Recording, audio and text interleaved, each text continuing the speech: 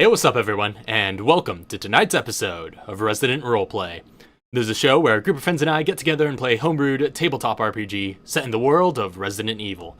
I'm your host and GM, and welcome back everybody. Hello. Hello. So, Mel's currently at the bathroom, but he'll be back joining us in a sec. So, quick point of order. Lisa will not be joining us tonight. Apparently she's had some computer issues, and I think her computer went kaput, so she's getting that replaced, and plus has all sorts of other things going on, so she won't be with us tonight, unfortunately. But by way of announcement, we also have, because we had to miss out last week because there were some more emergencies going on, so I didn't get to talk about this last week, but I'll announce it here now. We have the Resident Recap for Story Arc 2 of Resident Roleplay is now up on YouTube, so you can go watch that if you haven't already. It's a doozy. Raccoon City was that was a fun arc. And yeah, it's been really interesting revisiting those and looking back on them to work on those videos. So highly recommend giving that a look, or if you know somebody who wants to get into the show, but can't necessarily catch up on all the episodes, these are great ways to sort of get caught up on the story. But yeah, pretty nostalgic. Was all of Raccoon City the second arc? Yep. Well, not all of Raccoon City. Man. The first arc. Raccoon City was... The first arc was also in Raccoon City, I was gonna say, but yeah. Well, third arc in Raccoon City? What was that? The third arc in Raccoon City? No, the second arc was, the first two arcs were Raccoon City. The whole, general Raccoon City incident was the second arc. And then the third arc was the Beast, so that's coming up. So the everything that was in Raccoon City, I should say, above ground Raccoon City, was arc 2? That's a lot of shit. Yeah, man. It's a lot. That's a lot. Have you watched it yet? No, it's like an hour long. It is. Watch it! What are you doing? I've not lived it.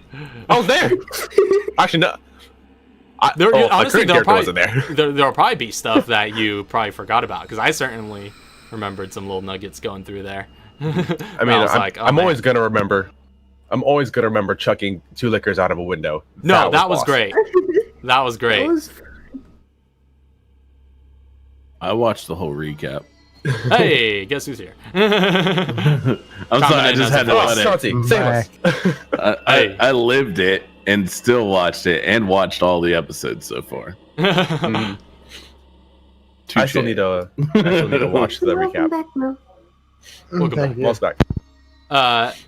So, that being said, shall we get started? I'm good. Yeah. Well, you know what? Previously, on Resident Roleplay, after hearing of a bioterror attack on the suburb where Katara's parents lived, you rushed there hoping to find and help them. You reunited with Chauncey and Nuria at the BSAA's encampment outside the neighborhood, which had been enveloped by a mysterious fog. Mr. G gave Mr. Fox a progress report, where he also learned that one of his fellow agents, Mr. Yu, has gone undercover in the manifold. Before departing, Chauncey made sure to give the Genesis scanning device over to you guys in order to aid in your visibility, and I think that was taken by Nuria. But then you guys headed into the fog, where you encountered some strange happenings, such as a dog barking at seemingly nothing before running off.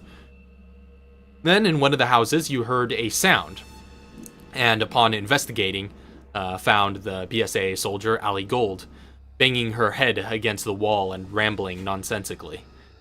You also found a mercenary who seemed to be investigating the area as well. Mr. G managed to lure Ali outside with an apple pie, and upon returning to her senses, you sent her back to the BSAA camp.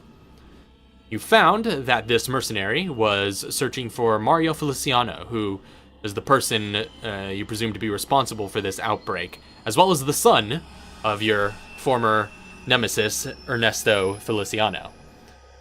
So, you allowed this mercenary to tag along as you continued into the neighborhood. All the while, some of you were experiencing some horrifying hallucinations. And at another house, you saw someone watching from the window, seemingly, and upon investigating, you were attacked by 3 dolls wielding knives.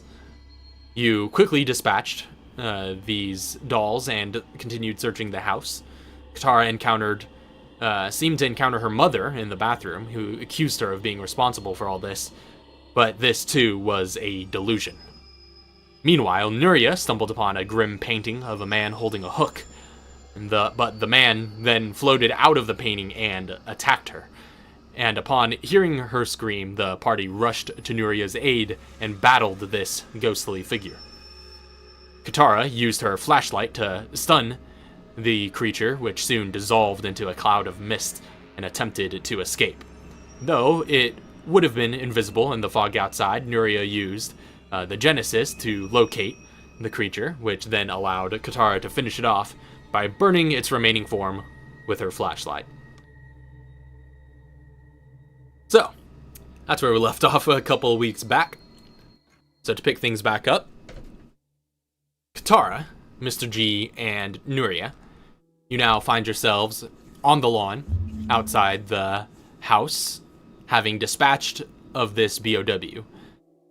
You are surrounded by dense fog in the dark of early morning, and your new mercenary companion is nowhere to be seen in your immediate area. We're all outside?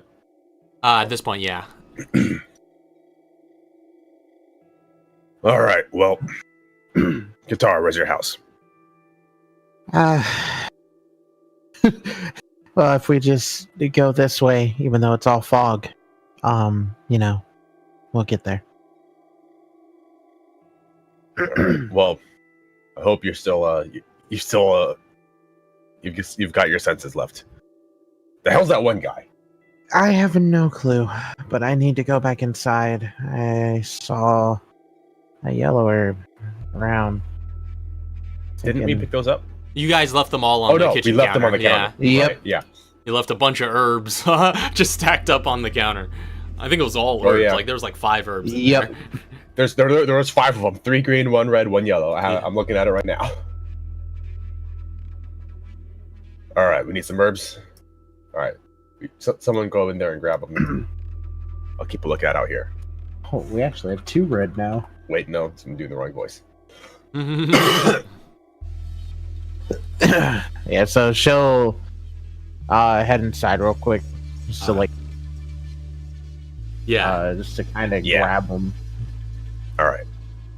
All right. So I have a you, head and two. Nuria's heading inside as well. Yeah. I'm gonna keep an eye out for any flashbacks that approach. Flashbacks. It's the only thing I can shoot. That's true. Yeah. So you make a. Oh man, I'm seeing flashes of lightning outside. This session is intense. No. Lucky. Go ahead and make a perception check while you're keeping a lookout, Mr. G. Meanwhile, the rest of you head inside. Katara, you still have like this slight migraine going on that has been like a constant kind of low buzz ever since you entered the mist. But with the adrenaline of that last fight, still kind of around, still kind of lingering, the migraine only grows more intense.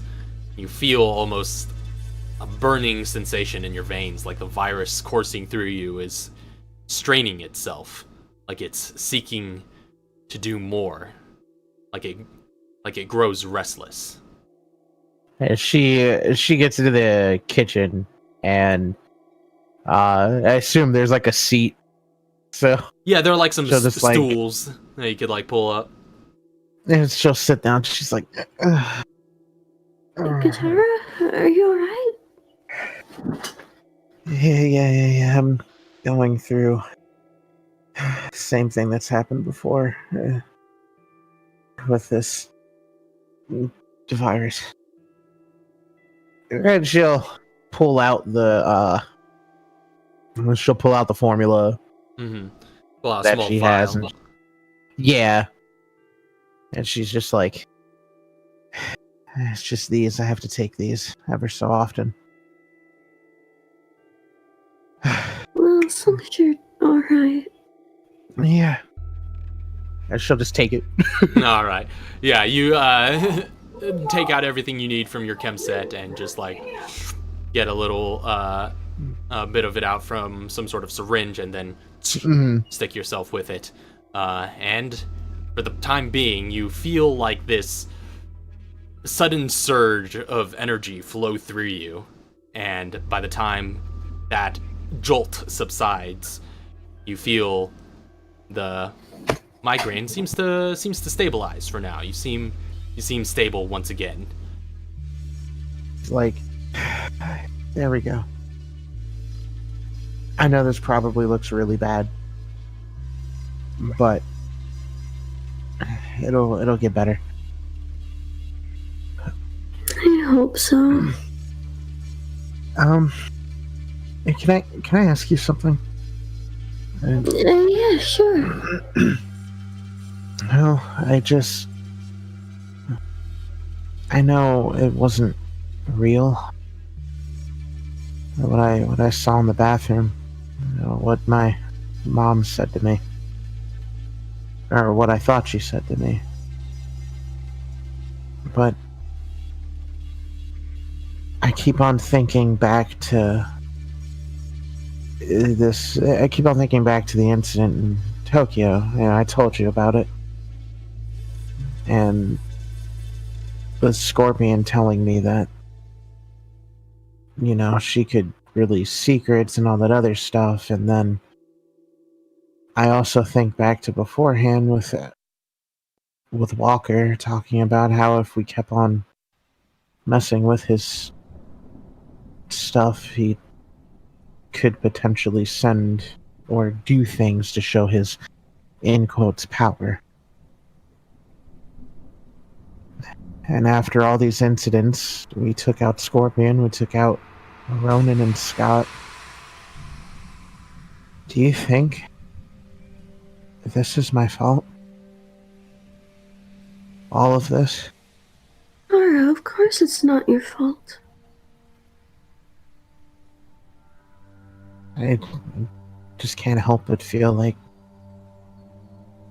if it is, what have I done? Like what if my I haven't parents? done anything.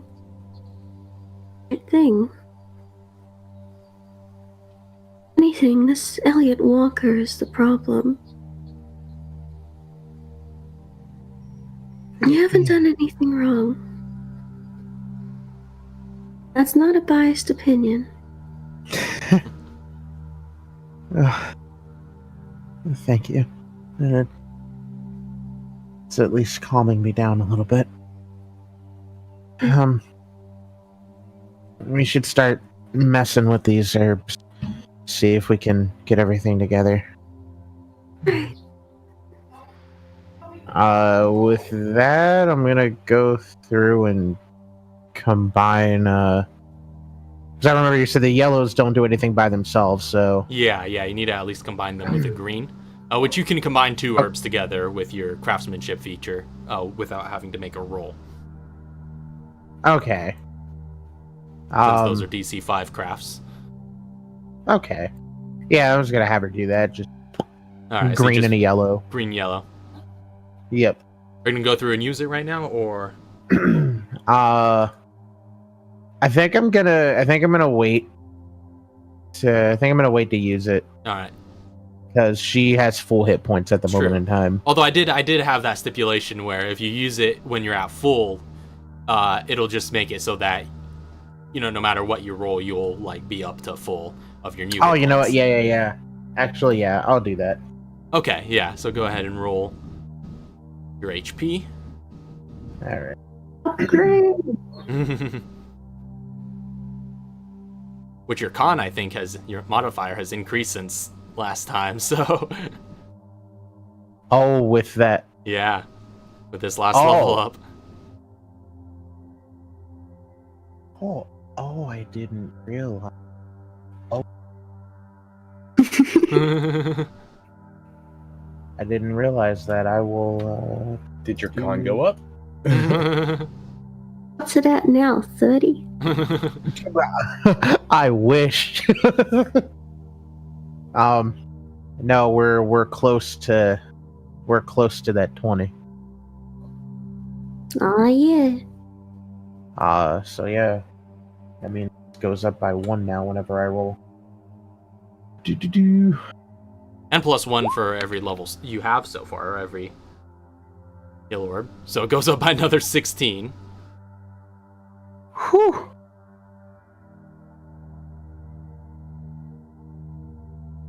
Oh, yeah.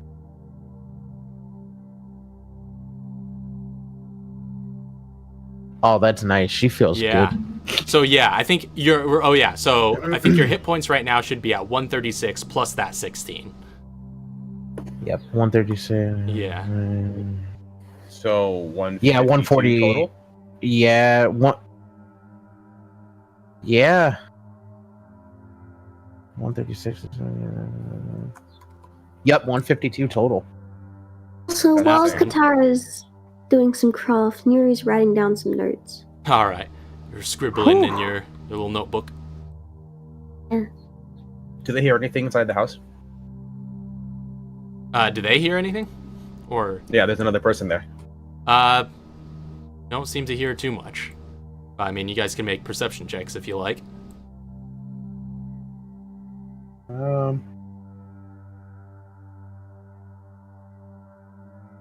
Yeah, I guess because that one, yeah, that one person is missing. Yeah, the mercenary. Nah, I don't hear anything. I don't hear getting anything juiced. at all. I'm just juiced up. I'm happy I got that out the way. I didn't do any test rolls. Oh no. I'm happy I got that out the way for Going something in like raw. this. Right? Come on, roll. Yeah. Hey, 17. Why Strangely, did I say 15? what was that? Why did I say 15? I don't know. Yeah, you rolled a 12. You got a 17. You said 15. 9. So, interestingly, I mean, you seem to, aside the occasional hallucination, you seem to have a pretty good grasp on your senses right now. That's a pretty good roll, but you don't seem to hear anything going on in this house.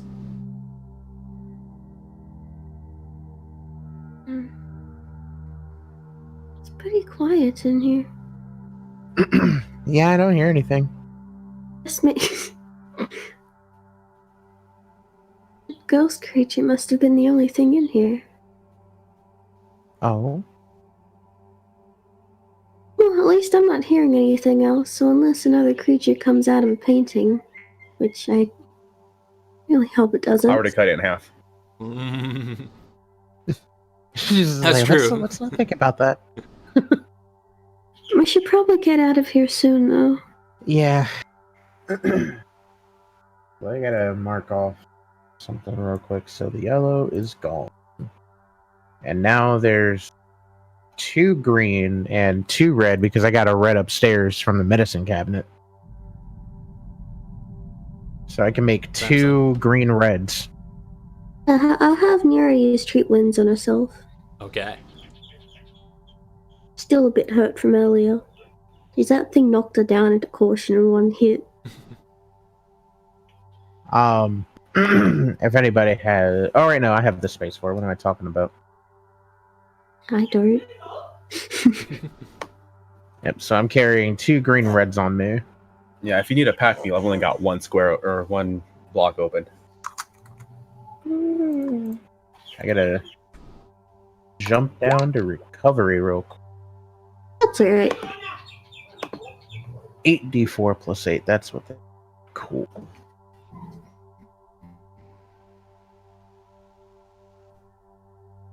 Alright, sweet.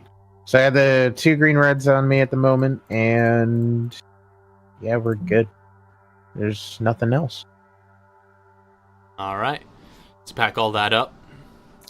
Meanwhile, Mr. G, you don't seem to notice anything out of the ordinary outside. The fog is very dense and always shifting, but nothing catches your attention. That's what worries me.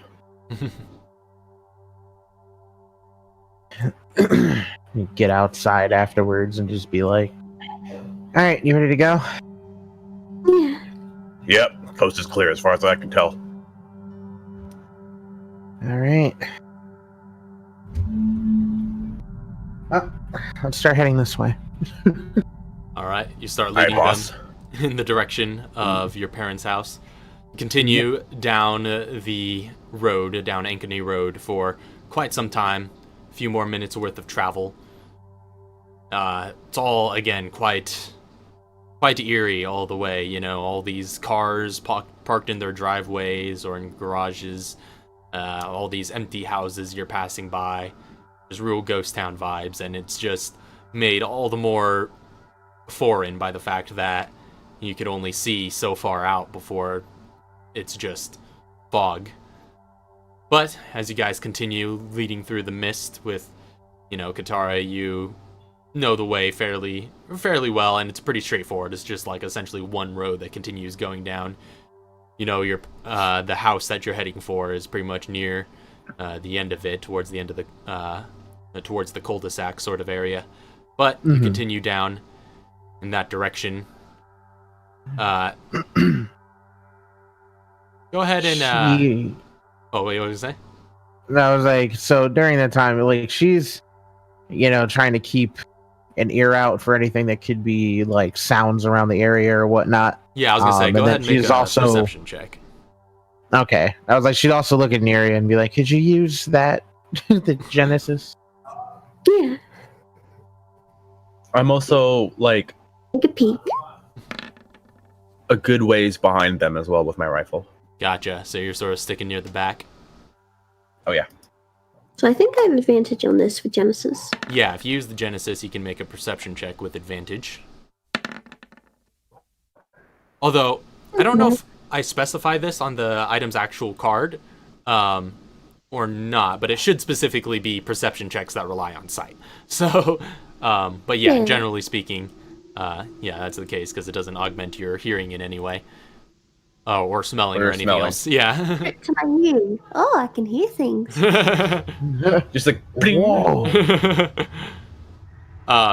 No, yeah, so you do a quick scan around with the Genesis, and Katara, you keep your senses keen, looking out for anything that might be of interest.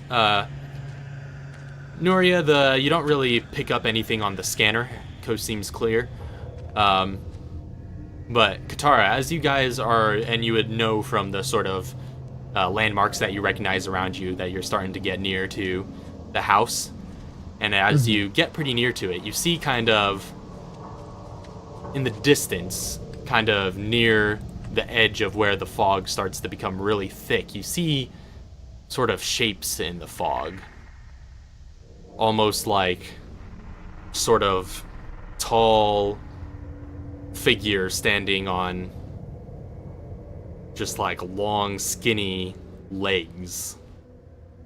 Like at least 6 or so legs, and just like a large, almost 6-legged creature that's just standing there at near the edge of your sight.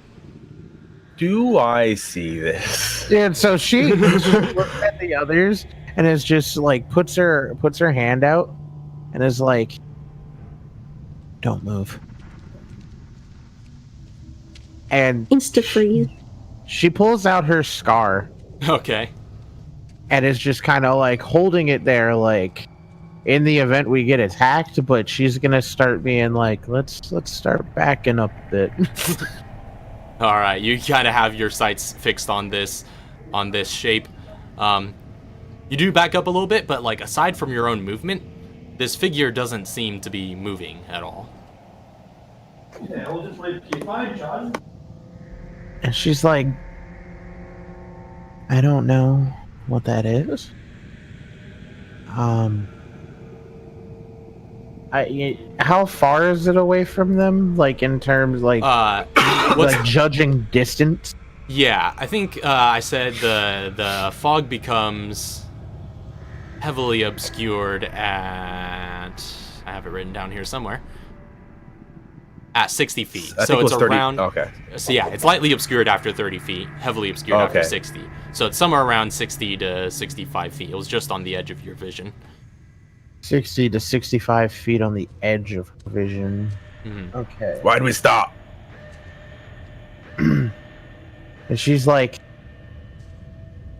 so I'm not looking to get too close to that thing. So she'll move up just a little bit and see if she can like get sense infected, just to see if that's anything that she has. Okay. So you sense infected, get a little bit closer. Yep. As you get closer and closer, more of the shape looms out of the fog, and as it does, you see more and more get revealed, and you do see that it is more than just these couple of legs coming out from the bottom, and then there's like a sort of flatness about it. And then as you get closer, you see more of it revealed. It just looks to be the corner of your parents' house. And as more of it gets revealed, like that shape that you were sort of imagining before just sort of takes more form, and as you get more detail, you realize, oh, that's just the side of their house. It's nothing to be concerned about.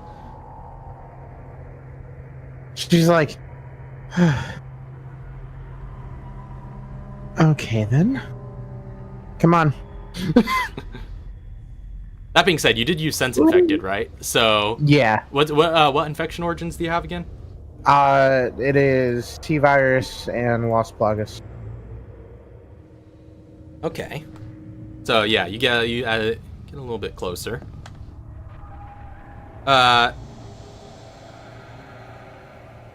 You do see, like, for a brief instance, you get like a small blimp on like the one corner of the second floor of the house, but it kind of fades away after a moment.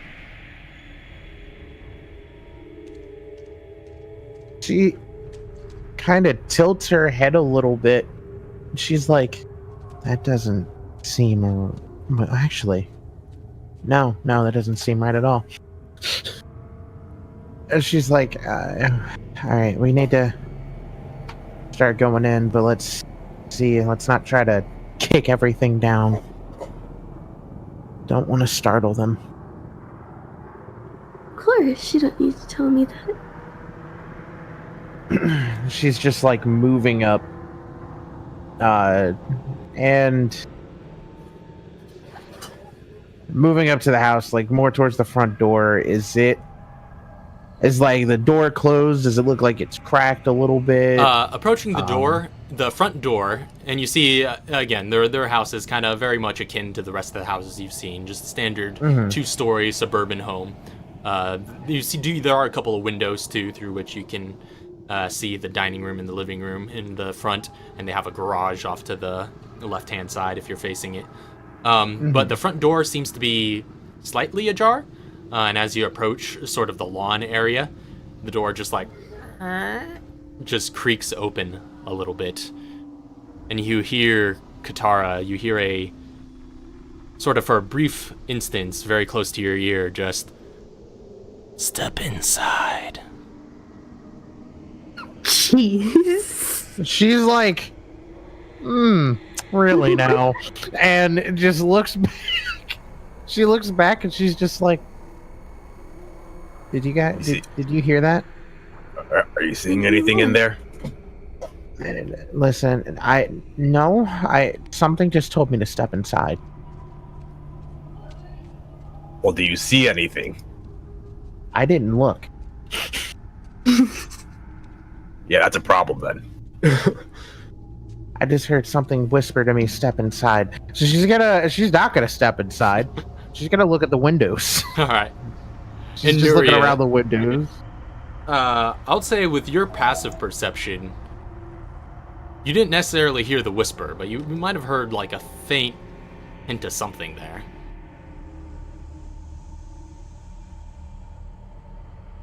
No, I think I may have heard something. I don't know if it's what you heard, but...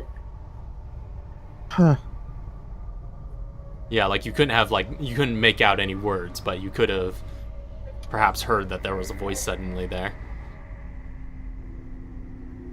You know, I always enjoy visiting your parents' place, but... I don't know if I'm gonna be back after a while once this mission is finished. And she's like, yeah, you know, we'll just get. We'll talk about all that later. She's like, this is just need to make sure we can get him out. What is she seeing in the windows at all? Like, like when she's looking through, because I know you said you could see like the dining room and like looking other stuff in the front windows. There are like 3 windows on the right hand side, or at least right of the front entrance, where you could see into the dining room. Inside there, you just see the normal long wooden dining table with kind of interestingly, there are like candelabras lit atop it. And you do also see like a sort of green herb sort of resting in a pot on top of it. That just seems to be part of the decor. But you don't see anything else in the dining area. You do see like the countertop that looks into the kitchen on the other side of that. But looking into the living room, you do see, you know, that over soft brown carpet lies a long white sofa. There's a glass coffee table and a wall-mounted TV with a 60-inch screen. And the walls are pretty bare. You know, of course, you would know that your family didn't necessarily have time to collect all your memorabilia from Raccoon City. And most of, you know, family albums and things like that were destroyed back in that city. But, so yeah, it's not much in the way of decoration, but it's definitely your parents' place. Nothing looks amiss. All right, she's like, I think we can step inside. Nothing looks out of place right now. And she's gonna, you know, move to the front and get closer. Still has her like weapon readied, and then just walks into the house. So, keeping the door open for them, like, yeah. like keeping against the door. So let me go ahead actually and get you guys the layout for this place so that you could roam around it as you please. There we go. So that is sort of the area where you enter into. These are the front doors here. I suppose you could also have been able to see the dining room through the windows if you looked in at that. But there's a sort of solid wall right here, so you can't actually see or access the dining room currently from where you're at in the living room. But Neri will make her way in behind Katara. yeah. Did Katara look at There she is. Did Katara look at the windows? Yeah. She said second floor. Second floor is that'd be a little bit less easy to just sort of peek in through, since those are kind of some height above you, and But there's no lights on. There don't seem to be lights in any of the windows, aside from, you know, the faint light in the dining room from the candelabras.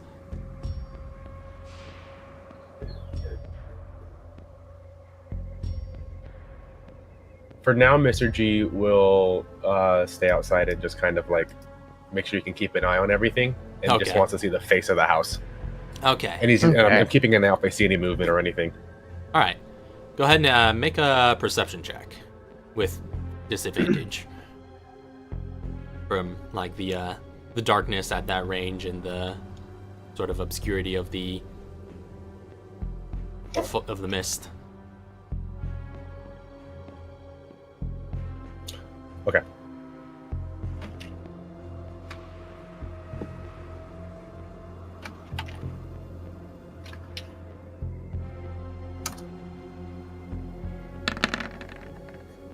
Oh. A 20. Good though. Oh, excuse me. Yeah. Still good. 20 is still good. Yeah. But keeping an eye out and sort of scanning the upper floor windows. Again, it's pretty difficult to get any visibility. But you do see at certain points after you keep watch for maybe a couple of minutes, you do notice some movement through the windows. You can't tell what. You can't make out any details, but you do notice that there's movement in the rooms that those look to go in through. Every once in a while, kind of goes in and out and about. And during this time, actually, when Katara and Nuria, as you both are kind of walking about the living room, you do hear periodically above you just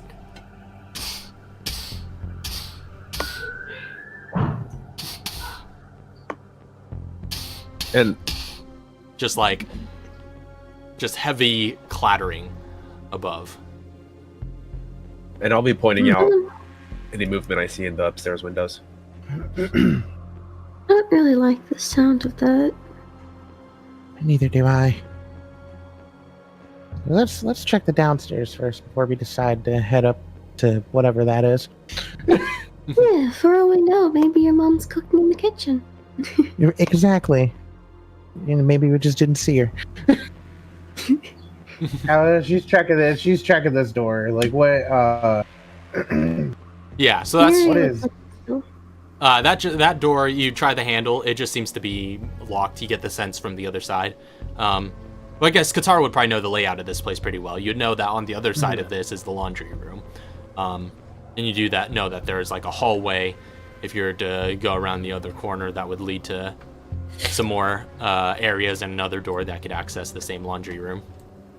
Okay.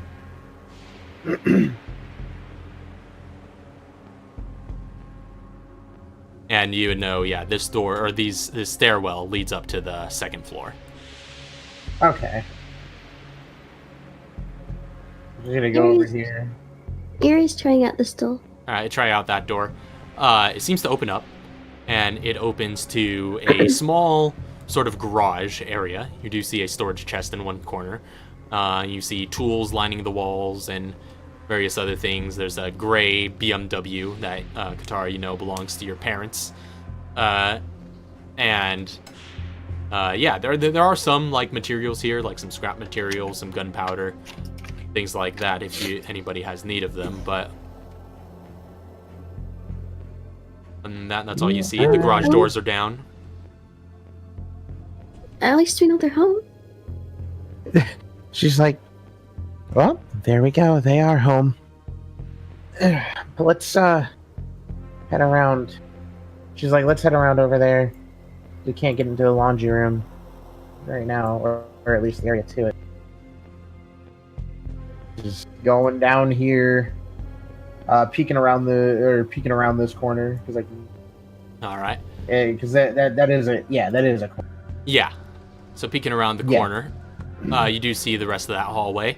You see two more doors on the left side, and another set of doors that are at the end of the hall. And all of these light ones, by the way, are windows. Okay. Yeah. Or rather, I guess off-colored blue. So, looking down this hall, you do see that at the end of it, though, there do seem to be some sort of shiny steel double doors that look very heavy and very well sealed, almost like a vault. And you do kind of see that it is basically it's gated, you know, like you would see at like a store that gets locked up at night. It's got like that sort of thing, like it's got gates like sort of closed up in front of it. Would she know exactly what that is? Not necessarily. This is new from like the last time you visited. You would, I suppose you probably would have seen like they had some sort of construction project going on back here, but yeah, you don't know necessarily all about that one. Okay. No, they didn't cause the fuck, did they? Oops. And then over here. Oh yeah, you could also see in that direction that is the kitchen area, which that sort of. I was gonna ask if I could see down this hallway too, but there it is. Which hallway? Oh yeah, that's true. You would be able to see there. Well, so this actually theoretically you would have been able to see it just from looking in through the window, because this is just like a countertop that comes out to about waist high. Oh. So okay. Yeah. So like there's the countertop, and then from the kitchen you could look into the dining room and vice versa. And yeah, it's got like this sort of island at the center, and all around the kitchen area, you know, you see it's got tile floors. It's got a refrigerator, a sink, dishwasher, sort of gas oven and stove. Okay. And like just kind of giving like a glance around, everything looks normal, right? Yeah, nothing necessarily looks out of place, per se. I mean, you could conduct a more thorough search if you would like to start like looking through the cabinets and whatnot. Yeah, I'll go ahead and do that investigation. While she's looking around, I've had Mr. G go around back. Right, so you're looking around the back. 15. Okay. So, in the sort of back area, you find their backyard. And a little bit off the map, kind of northward of here, you do see that there appears to be some sort of... well, there's a couple of, I guess, items just sort of off the map. Because, like, again, it's a big grassy yard. There's this kind of small concrete patio nearby to the door, just like a sort of stepping up to it. But you do see like a tree kind of growing in one corner, you know, in the back of your yard, and you also see a little red doghouse. Over the Bluetooth, I'm just like, Katara, does your parents have a dog? Katara, you would know that they do not. No. Katara, do you know the address of your parents' house? Yeah, it's Yeah. Lane. All right. I'm going to go back around the front and check the address of the house we're at. All right. Which, by the way, I should note, this back door is actually ajar a little bit. There's like a little bit of like mist seeping in, and there's a slight buildup of just like fog essentially around your ankles in this whole area, you know. It seems like it's probably been ajar for a little while, but... Was that Closing that door. All right, you just give it close. And actually, those are the... This one is the... Yeah, that's the sort of reinforced, closed up, locked That's up the door. reinforced one, okay. Uh-huh. And, okay, yeah, so you slide that door closed. It's the sort of back door, so it's like, you know, one of those, like, glass sliding doors that you might find on a suburban home of its kind. Emil had one of those. Nero, come around here and stop peeking through these doors. I got a 15 on the investigation. Gotcha. So on your investigation, we'll get to you, Nuria, in a sec. Well, actually, I could go ahead and unveil that while I'm explaining this. It just looks to be a bathroom of sorts. I'll describe it in further detail. But in the kitchen, looking through, you do kind of look through the cabinets. You do find a couple of spare propane canisters under the sink. You do also find, actually, some more resources as you sort of look through there. Oh, you do also find a green herb. And you find a couple of batteries. And you also find an incendiary grenade. So she sees that and is just like, Dad, Mom, why? What? These in the kitchen. Why? You're not supposed to. Yeah, she's just, these aren't meant to be in the kitchen. So she'll go through, look over at Nuria, and it's just like, you don't need batteries, right?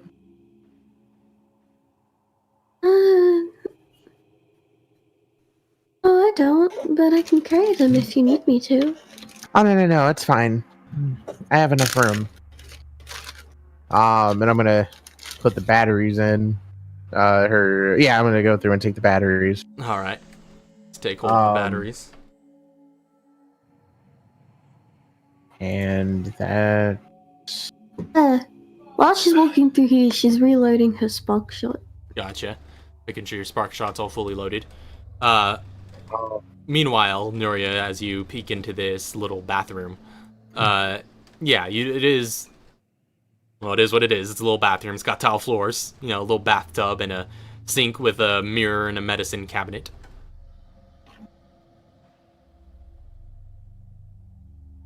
She doesn't want to be rude, so she's not gonna like snoop around the bathroom. Also, Mr. G, you checked up on the address on the front, and it does match up to what she recited for her parents' house. She looks over. She's like, "Hey, you want to carry a incendiary grenade?"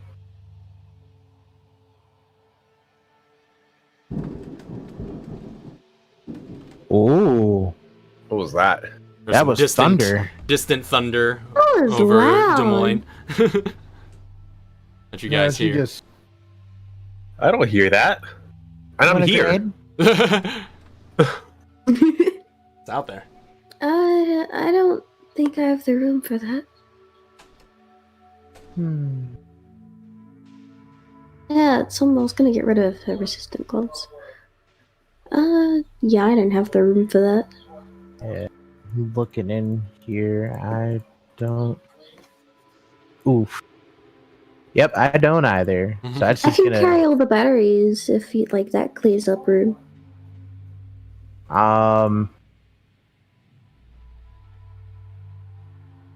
can always throw something in the chest real quick. Oh, you know what? Oh, yeah. Why did I forget there was a chest there? That's true. There's the chest. I don't want to throw in the chest. I don't know. No, there's nothing I want to throw in the chest. Actually, no. I'll just throw the incendiary grenade in the chest. There you go.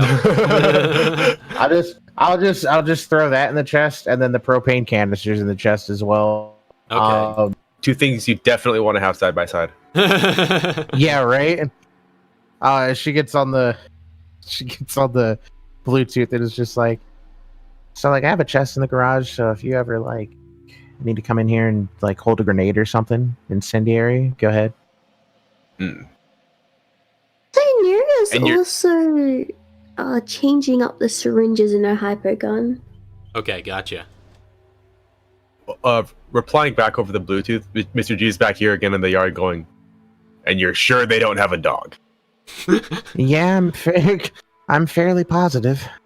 As she looks out the back, like out the window, can she see a doghouse? Yeah, you see sort of, at the edge of your visibility, a little red doghouse. She's like, when did they get a dog? Well, if they had one, they're not going to have one for very much longer.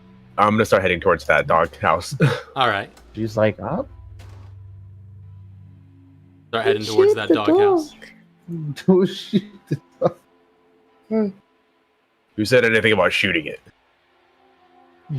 So. Oh, and is Okay. is Noria investigating this to your door? Yeah. Okay. Yeah, so opening up that door, it does open to the laundry room. And you see the door on the opposite side that just seems to be, have like a little latch lock.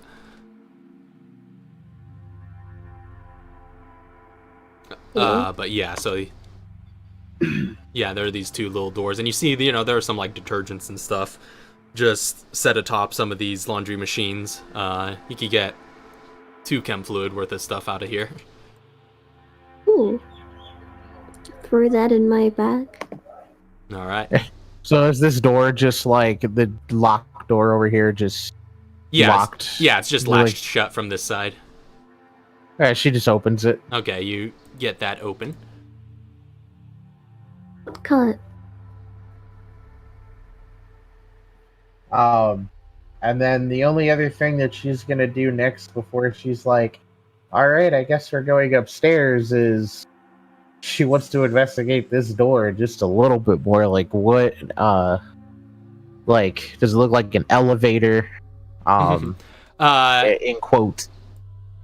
It's hard to necessarily tell, because again, it's just a solid, just like glass door looking thing. So you're not quite sure what's on the other side, but you do know, there's the staircase on the other opposite of that. So, can't go directly across. So, just by the geometry of the house. But yeah, it's solid looking steel double doors, very heavy, well sealed. and it's got, again, these sort of gates closed in on it, and you see, now that you've taken a closer look, this square hole in a panel to the right of these doors. Oh. Where? Oh. Panel. Oh, So if you want Nero to hold the grenade, I just cleared up some inventory by moving my syringes around. Oh. Yeah, she's just like, oh yeah. It's in the chest. Gonna take the grenade out. All right, so you have the incendiary grenade on you. Yep. I had to backwards long jump through the wall real quick. Just sort of clips through, just like. Yeah.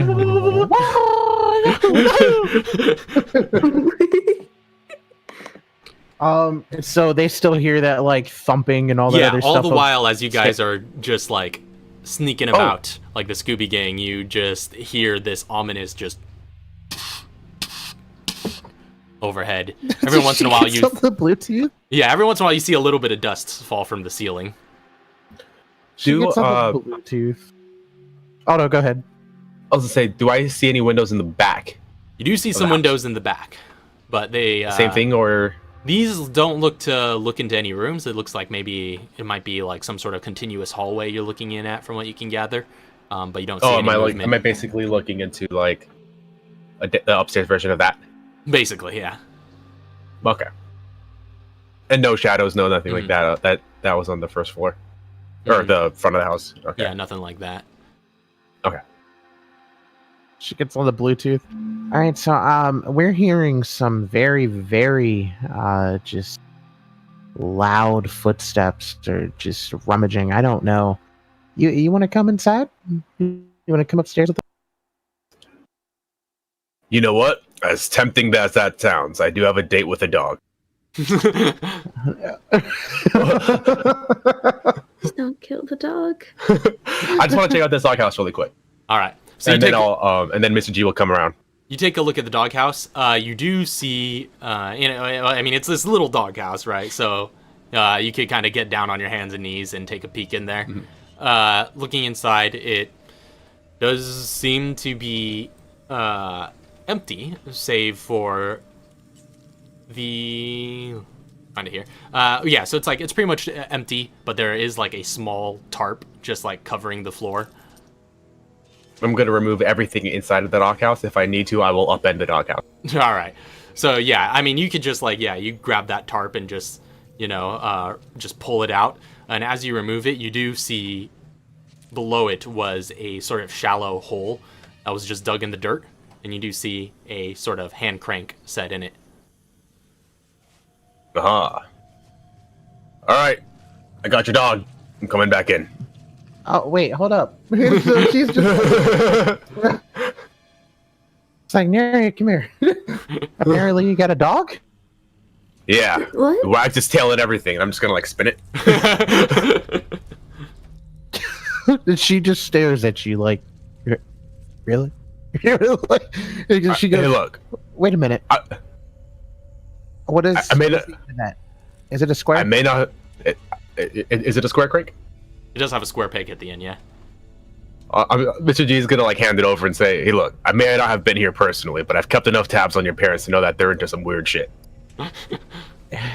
That's all right. Well, then we'll talk about that later.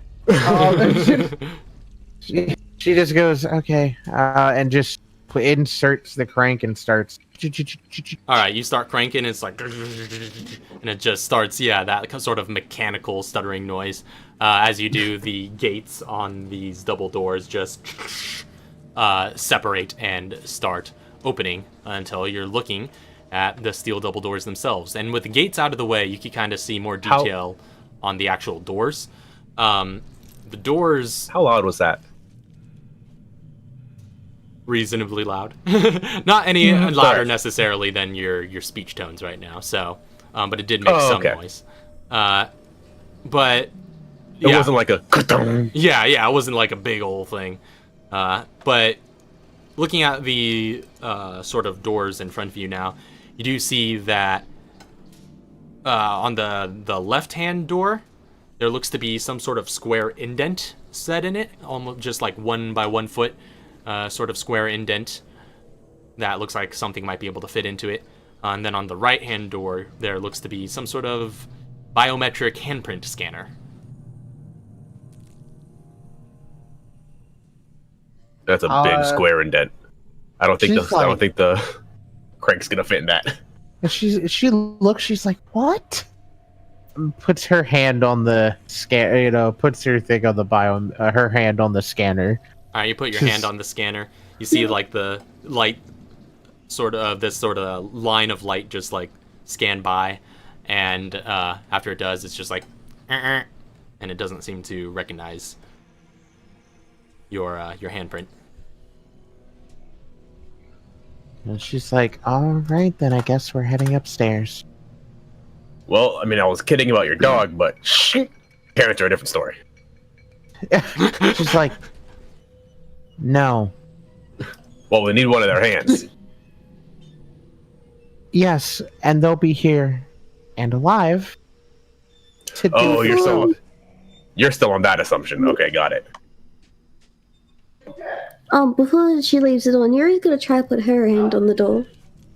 All right. Oh, okay, we're just gonna do this. All right, go in line. You put your hand on the door, scans, same result, just. Okay. Does it look like something I can hack? It seems pretty well sealed. I suppose Like, if you want if I wanted to get in. I suppose if Like, you how long would it take me? if you want to take some time, like you could probably try with your spy gadgets, but like at the surface level, it does not look like something you could hack. But Yeah. if you want to try and carve into this sort of blast door and see if you could access something, that would be something that takes time, maybe like hours worth. Yeah, I figured. All right, let's see if you can find a hand. I'm just gonna really quick, like I'm not gonna use my hand. I'm gonna like pull some like silicone glove, like a silicone glove type thing and slip it over to have fake fingerprints. I'm gonna put them on. And you're I'm gonna put that on the. I'm not even using mine. I'm using some random person that I stole like 30 years ago. All right, you just like put that on the scans, and just to be a part of the group. Nothing happens. Darn. Well, all right. What's going on? We still hearing thumps? Yeah, still hearing thumps up there. Also, I noticed this is a 3-foot grid. Yes. Map. So yeah, these aren't covering as much distance as you normally would with each square. I was gonna say, so we're approximately correct size for this house. Pretty much, yeah. The minis, anyways. Yeah. Yeah. All right.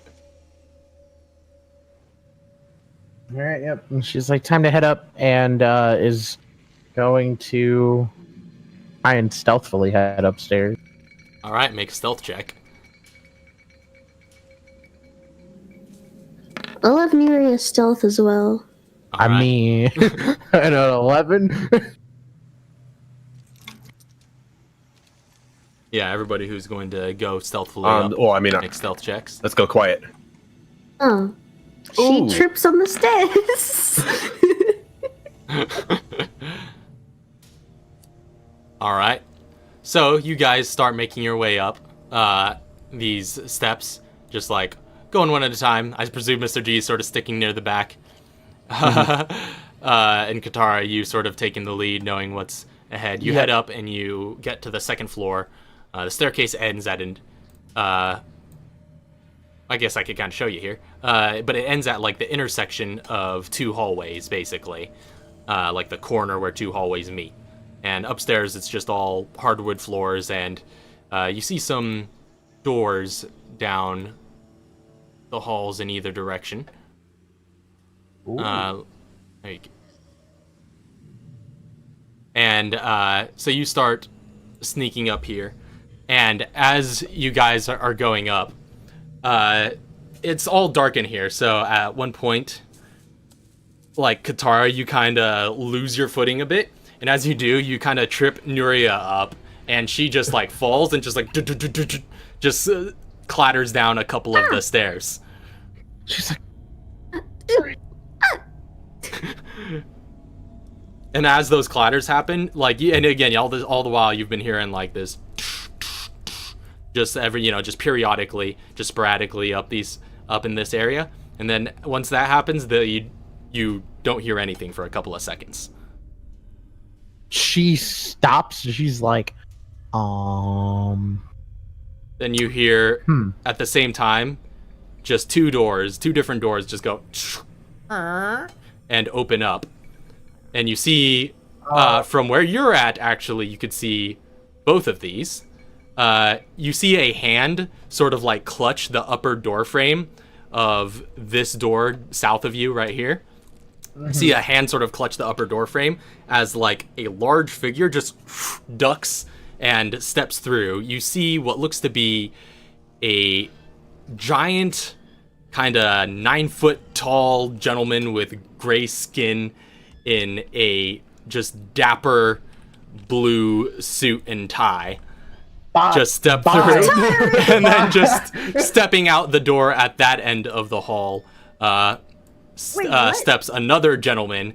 Who pretty much looks exactly the same, just real dapper, just dressed up in a suit and tie, but except his suit is all purple. They've got like fedora top hats, and they just like step out and like duck under through these doors and look at that corner of the hall. And that is where we're gonna take a mid-plane break. This is a glitch in the matrix.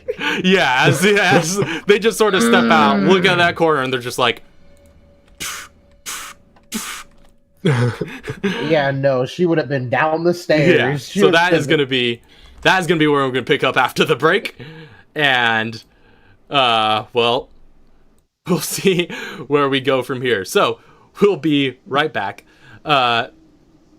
Thank you all very much for watching this far. We'll be taking a quick break, and we'll be back to resolve this situation shortly hereafter. Also, I see Nomad of Endings is back. Welcome back. yep. Oh, yeah. There is like a... Tabletop Audio has like a rendition of the theme that was actually playing earlier, which I absolutely love. Oh, yeah. Legendary soundtrack, one of my favorite film scores of all time, which I recently realized was Ennio Morricone. I didn't know that before. Do that. Same composer who did like The Good, the Bad, and the Ugly and a bunch of other Sergio Leone like spaghetti western scores. Apparently Sick. also did The Thing, and I didn't realize that until recently. But anyway, yeah, stay tuned. We'll be right back, and we'll be getting into this little scenario. Oh yeah, I was gonna note. We talked about it a little bit over the break. I was gonna note this. A long while back, Mel did share that like video of that glitch in the Resident Evil 2 remake where the two Mr. X tyrants like come down that hall. I will admit that did inspire some of the imagery here. I was gonna say before we went. Good. I was gonna say before we went back on break, or rather, we went back on stream. My personal theory is that you literally put two Mr. X's there because we saw that video. Yeah. Well, let me get some appropriate music here then, as we prepare. Okay. So, last we left off, you saw these two big gentlemen in purple and blue suits coming down the halls at you. So let's go ahead. Katara, why'd we stop? Let's go ahead and have everybody roll for initiative to see the order everything's happening here. But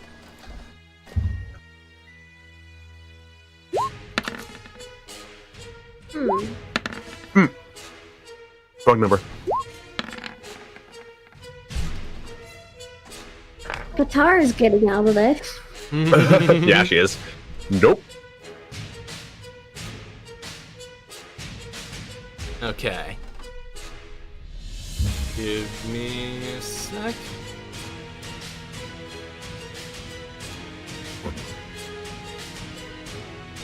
Is Neri at the bottom of the stairs? Yeah, I you'd would be like assume so. about right there, yeah. Or is it gonna ping? There we go. Right there, yeah, like the bottommost stair. Yeah, I'm still basically downstairs because I haven't gone up yet. Right? Yeah. In fact, if those two, like, that 4x4 area is like the beginning of the hallway down there, that's about, where you'd be. Because I was still sneaking behind, and this all happened as soon as they got up. Yeah. So I haven't even gone up yet. I'm still down there with my rifle. Okay, so... Actually, I think I had my sword out last. Sound off on initiative. G is 11. I put the wrong modifier. It's actually +5. Oh, okay.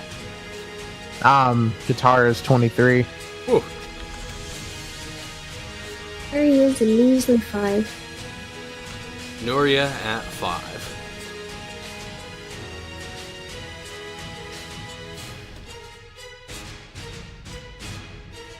Alright. So, top of the round, naturally, Katara, you get to go first. Which So is the befitting first because thing you're ready to she's- book it. So the first thing she's doing is she's looking down. She's like, Mr. G, I need you and Nuria to get out of the house now. There are 2 big boys here. Big boys. Big boys! And she's just like, hide. Take him out from a distance. I will bring them outside. So the first thing that she's gonna do is actually no, I'm gonna have her hold an action. I'm gonna have her hold an action for throwing down a flash grenade once the both of them get to about her area. Okay. So once they both like get at least within range, she's just gonna be like, "Yo, here you go." Oh, I see. When they both kind of arrive at the corner.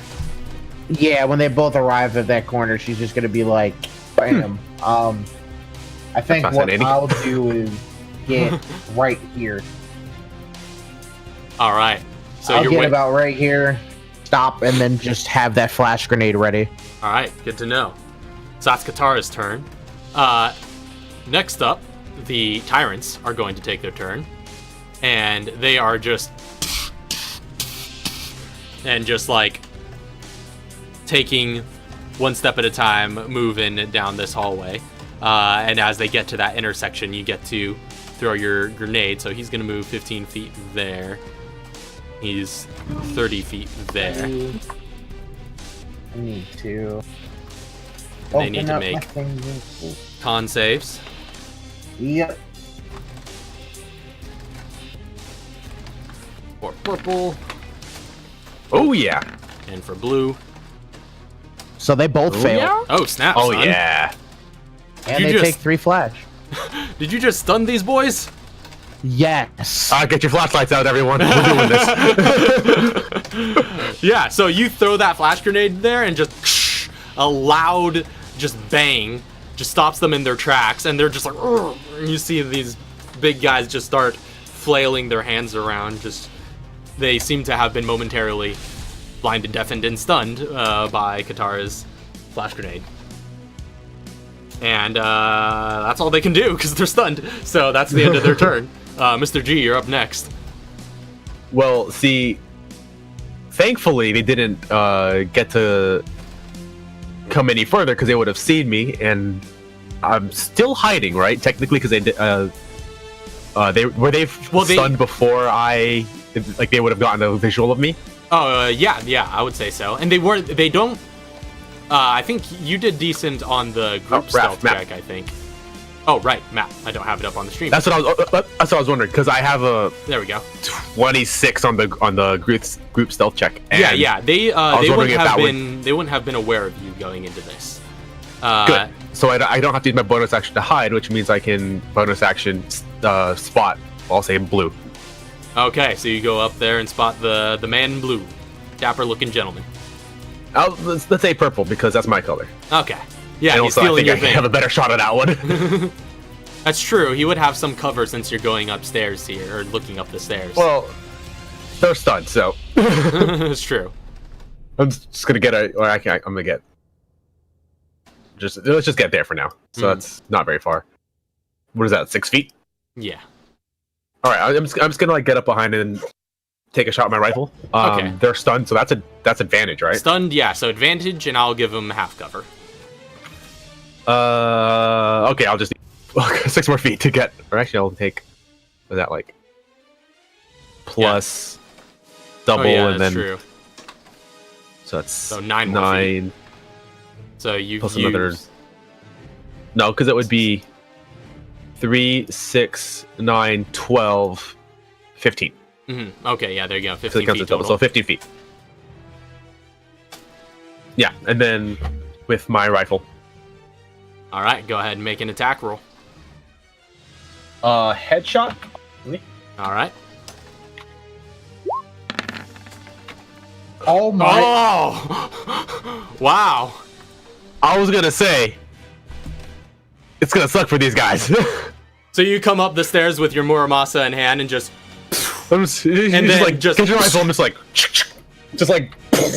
not even trying to be any like just stealthy about it. Just point it at the head and fire. Yeah, so there is like a splatter of blood that comes off of his bald head as you see the fedora just fly off.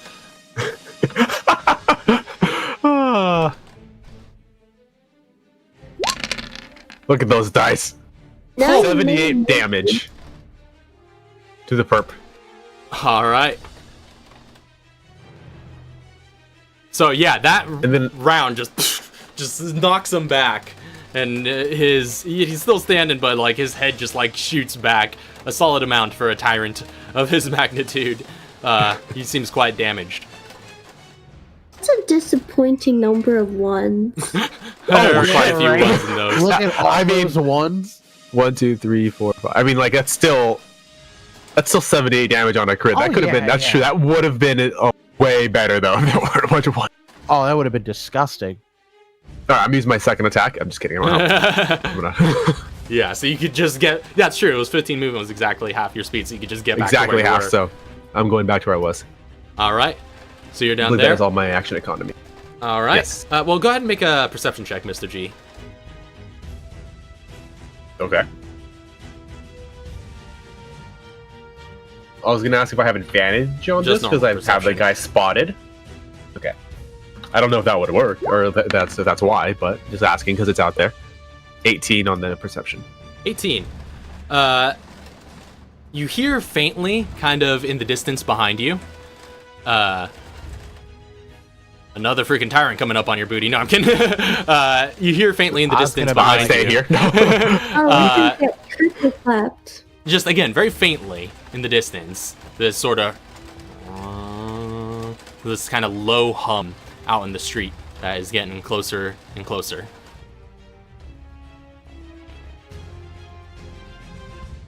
A hum, you said? Yeah, like a hum, like the hum of an engine. Oh shit, Chauncey inbound. I'm actually gonna say that aloud. Huh? That's the end of Mr. Wait, what? That's the end of Mr. G's turn. Next up is We got Nuria. another tyrant coming in, and his name is Chauncey. Y'all need to rock.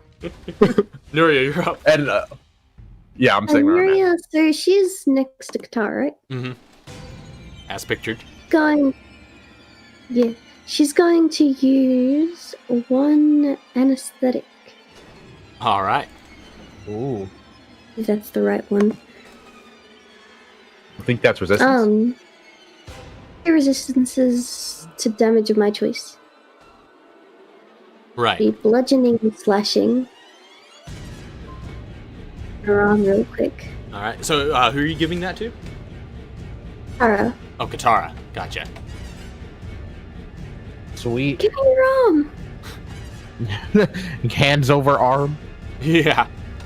So she gives you a quick needle injection, and you feel some resistances come over you as you are partially numbed. Yes. Then you walk down the stairs. Wait. Oh, that was your action to do that, right? Yeah. Oh, I was gonna say, don't you have like a? Did you or Katara keep the incendiary grenade? I have the I ain't throwing grenade. that in the house. Oh, that's true. You care about that. I have the grenade. Oh, okay. Yeah, Nuri has it. Nuria, hand it to me. Okay. All right. I have an action. So, Nuria's staying put, or He's running down the stairs, as told by Katara. okay, so you're running down the stairs. I think you can get out. Yeah. There's some way here. Well, let's just throw. You can back get to on- approximately. I think that's in front of the laundry room. Yeah, just to get our positioning here, you could go ahead and throw yourself where you would be So on this where's map. there. 4, 5, I think. Oh, here. Yeah, that's I think this is accurate yeah. because I was in the corner. Well, cause she was Yeah. she was right there. So yeah, you could get there. If you really want to parkour over some tables. You'd have to make some checks to do that one, but you could get to where you're at, no problem. Now I'm gonna be. All right. So that's the end of Nuria's turn. Top of the round, and again, you guys kind of. Mr. G was the first to spot it, but now at this point, all of you guys kind of hear it closing in, just this getting closer to outside of this house. I'll say if Salty wants to jump on, you could go ahead and roll initiative to see when you'll land in this next round. Oh, I knew it! Oh yeah! Oh, he Every posted a time sound he's in too. chat, there's I'm sorry. I've had it ready the entire time. Just so everybody could get that feel of that V8 just rumbling. Wait, was there a sound? Oh, missed it. yes. Yeah, I just posted it in Oh, in the Discord chat. to you. Oh, But yeah, I didn't just see for it. later. Because like I was ready for it. I knew there was something suspicious about you Alright. being in here. Yes. Don't be suspicious. I'm here. all I'm gonna say is I'm glad I sent her back with some apple pie. I hope he came back with some apple pie too. Oh, I'm Apple coming pie with is some. hard. It might not be apple pie though. And that 14. All right, 14 on Chauncey.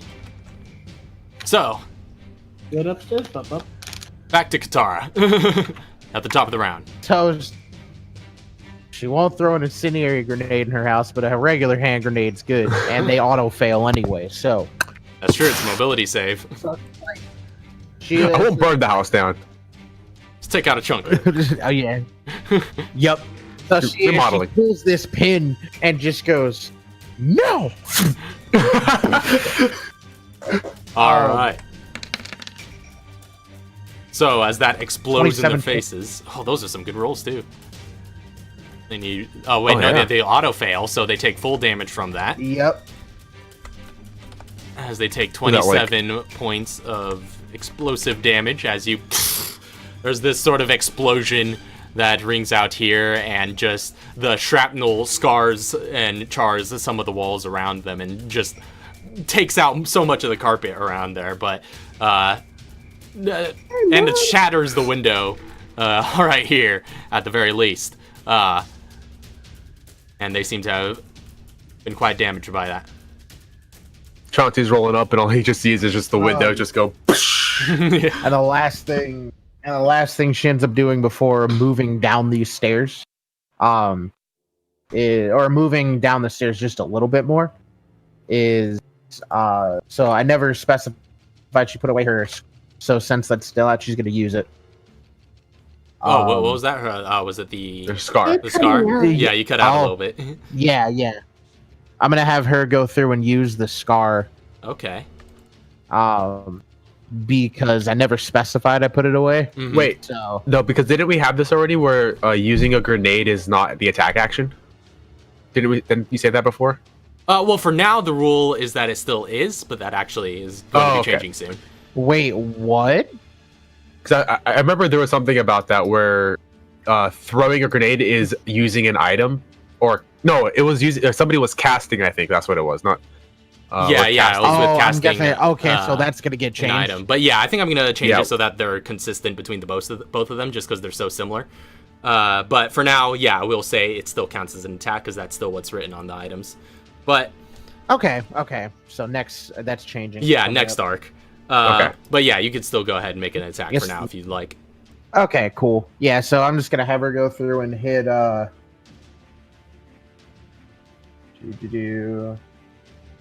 Looks like purple's taking the most damage. Mhm. So Yeah. Yeah, he's got like a freaking hole going through his head. Give the guy a third eye. 13. They're technically still stunned, so you do have advantage. Oh, cool. So 13. Either way, 13. I believe that hits. Yes, it does. All right, sweet. That means they got a lot of health. Yeah. That also means when I show up, they're super dead. I'm just Yeah, so saying, she's just I can gonna- actually hit that. So 17. Okay. Just Yeah, and as Full you fire do, it's rate. just like just like sparks off of their chest as like it seems to the bullets seem to penetrate their suit, but they do seem to have proper tyrant armor underneath that just like gives off sparks as you pierce them. So they take half that. I like how their armor is their nipples and not the freaking big freaking trench coats they're wearing. Yeah, and then with that, she's just gonna move. Actually, no. No. I'm gonna have her move like at least to here. All right. At least get back down to somewhere near like the washer, so that way I can. Because I'm I'm heading out as well. I won't be able to get a shot from around the corner if you stay in the stairs. You know what I mean? Oh yeah, because the only thing is they're unstunned and all that other stuff at the end of my turn. So I'm like, wait, do you go before them? I go after them. Oh, I think everybody goes after them, except for you. Oh, actually, I don't know about Chauncey. Chauncey rolled 3 higher than me, so if they're 12 or 13, he would go first as well. But okay. no, I don't go. I go after them. Oh, yeah. Oh, wait, no. I Wait, no. If I go after them, then yeah. yeah, no. Don't go I'm past gonna- me. Yeah, I'm gonna, yeah, that's why I was like, actually, no, I'm gonna have her stay right there. Actually, wait, no. Bonus. I'm gonna bonus action flame spray. Oh hey, Sure. get in some more action economy. Which one? Yeah. What I said. Hold up, Raph. Question: before she does that, do I know anything about these tyrants from any reports? Like how I knew about the Plagas with the. I'll say make a quick history check. See what you know about these tyrants. So I was gonna do damage to the blue one. Before you do that, really quick, Oh no, that's fine. Go ahead. I want to see if I would know this.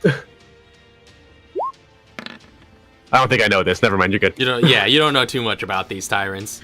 Wait, didn't Katara have like files on tyrants and all that other stuff beforehand? So like, Yeah, you know a fair bit. You also did have some personal experience with them. oh, Okay, so I was gonna. Say, alright, so I wouldn't know. Yeah. But you would know. Yeah, But you probably fought- shouldn't burn them. So she At least not while they're weak. at least- Because last was time the we did only that, one- we almost killed Nuria. the only one who's weak right now is the purple one. So I can hit the blue one and be okay. He hasn't taken damage except for the explosive. I just don't want to. Flashbacks to Raccoon City. And that This is all you Tyrant know. chasing her up That to the was so helicopter and latching her to the helicopter. Because I know the purple one is just like beat up real No, quick. yeah, he looks terrible. Like he's just like, yeah, he is looking really shaky. He's still bleeding from this pierced wound in his cheek, and he is sort of lumbering about very. Yeah, I'm going very after the blue one. He looks better. There we go. Chits. Yeah.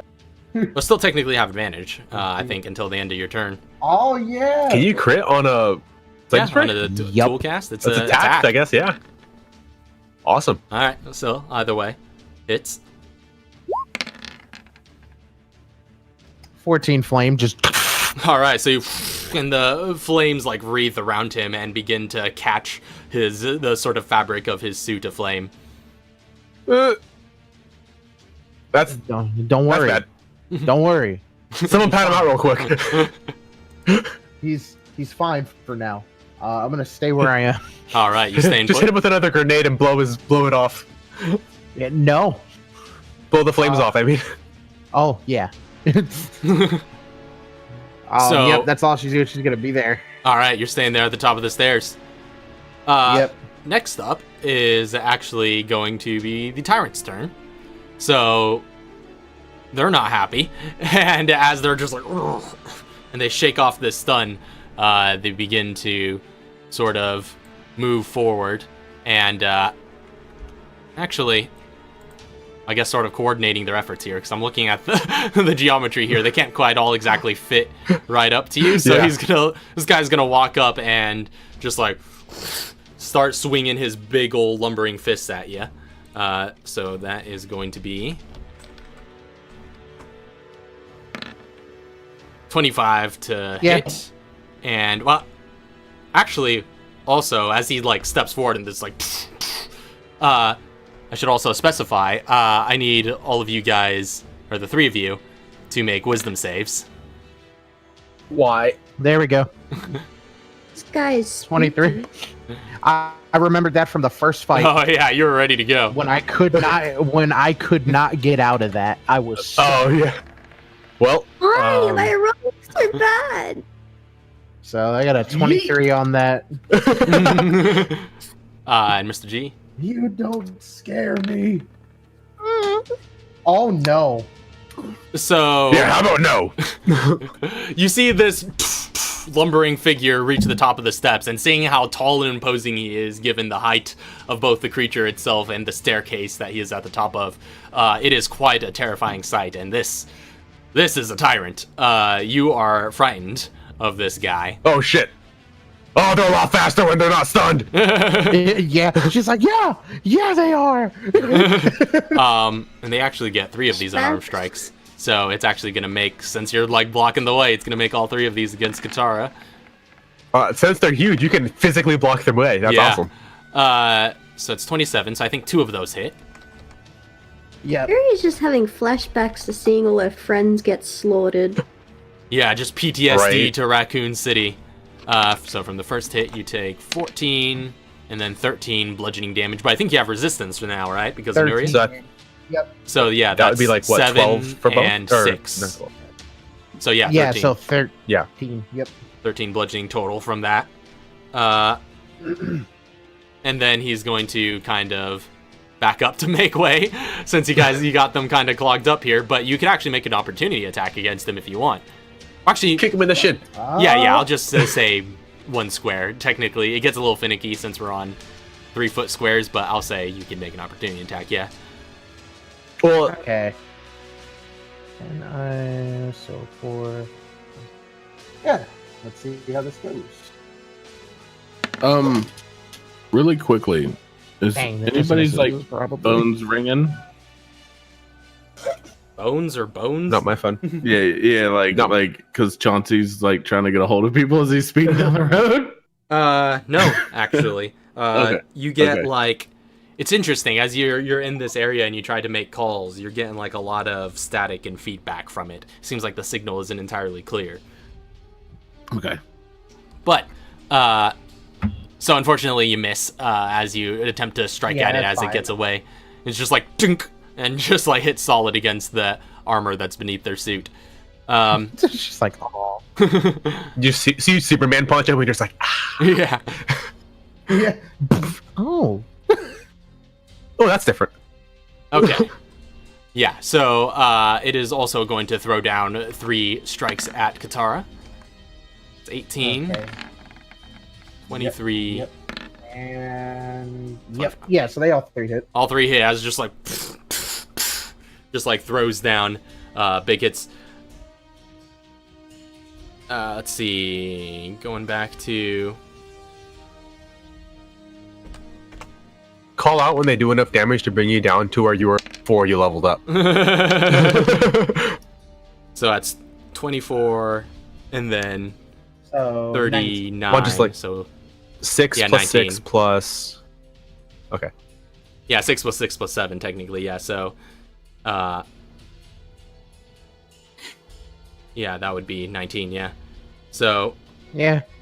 that's all they're gonna do for their turn though. They're gonna stay put up there, and They're mad. that is it.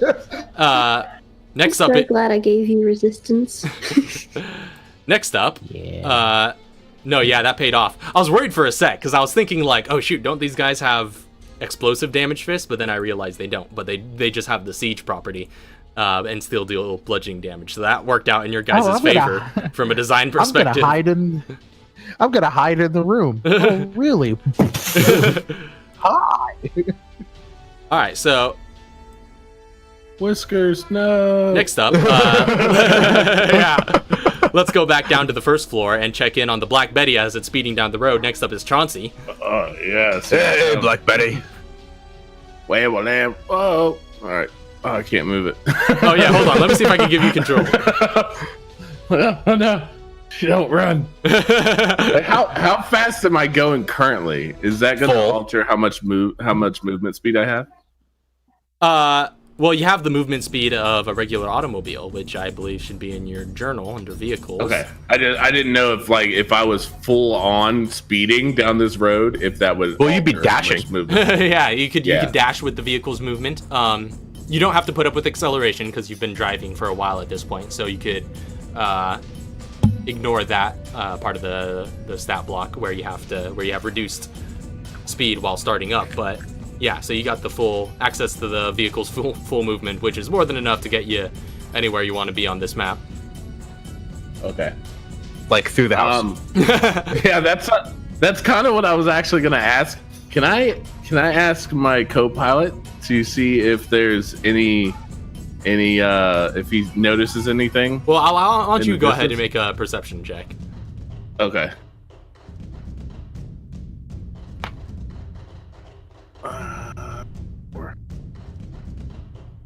Uh, 14. No, yeah, that's enough to notice the commotion that's going on in the inside. And you can particularly kind of see through the ajar door and the window inside. You see a bunch of movement going on in this area, and probably catch Nuria running across the living room at one point. Okay, so this is where she's at right here. Is Yeah. okay. You might want to move. What? Right? Can I go through that door? Oh my! So- what's that? If I come crashing through the couch, I already blew up the second floor. You've got the it's like, movement. it's fine. wait, hold on. Let me see. I'm sorry. Give me a second to get this automobile again. As So long it is as you 60 don't foot, okay. Slam into an area. I mean, yeah, you could So- probably crash through the door and then just slam on the brakes. 60 foot will put me roughly into the laundry room, right? Your trunk is in the laundry room right now. Oh, there you go. There you go. Yeah, just I will boom. say you will have to expend your action to use its ram attack to be able to push through the doors in the living room and everything. But yeah, you could do that.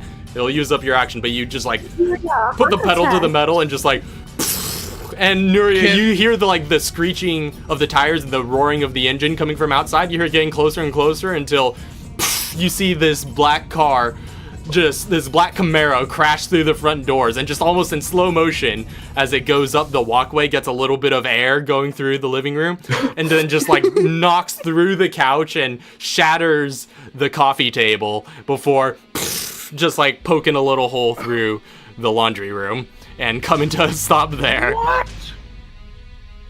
Like, can I continue my ram action as in like to roll out the door at the very final moment, just like oh, just like out the door. Make a quick acrobatics check, because technically you've used all Okay. your movement already, and it takes half movement to dismount. So I'll see if I could get you a little bonus if you roll well enough here. Oh, Tyrion Is it acrobatics? Acrobatics. saving throw right now. okay. A life-saving throw. 22. No, yeah, you can throw yourself out that door then. So you see Mr. Movied this. Yeah, you just in proper action hero fashion, and Mr. G, you see off to the side after this loud crash, and the lights of the sort of front headlights lighting up this living room as it drives by. As it comes to a stop in the wall next to you, you see Chauncey just get flung out the door and just come to dive rolling stop, and is now right there beside you. After seeing that the odds are now in our favor, am I still frightened? We'll find out next time.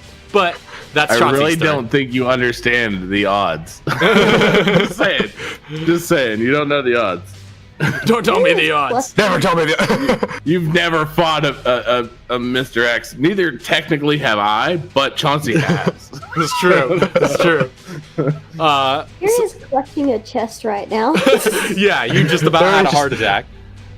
They're just sitting in the corner, just like ah. I'm sitting in the corner, just like ah. Katara upstairs. What the hell was that? Chauncey! Dodge out the way. BSAA, get out! Oh man. So speaking of which, Guitar, did your parents like that couch? Or like coffee know. table? I think they did. I hope it wasn't expensive. I don't have the money to cover it. I'll get a new one. collateral Insurance damage. on Black Betty sucks.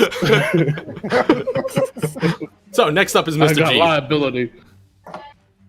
All right, so as frightened, what am I restricted at? Disadvantage on attacks. And As long as they're within, as long as you could see them, I do believe. Let me double check that. As long as you have line of sight of them, you have disadvantage on attacks. Frightened creature has disadvantage on ability checks and attack rolls while the source of its fear is within line of sight, and you can't willingly move closer. Can I close my eyes and shoot?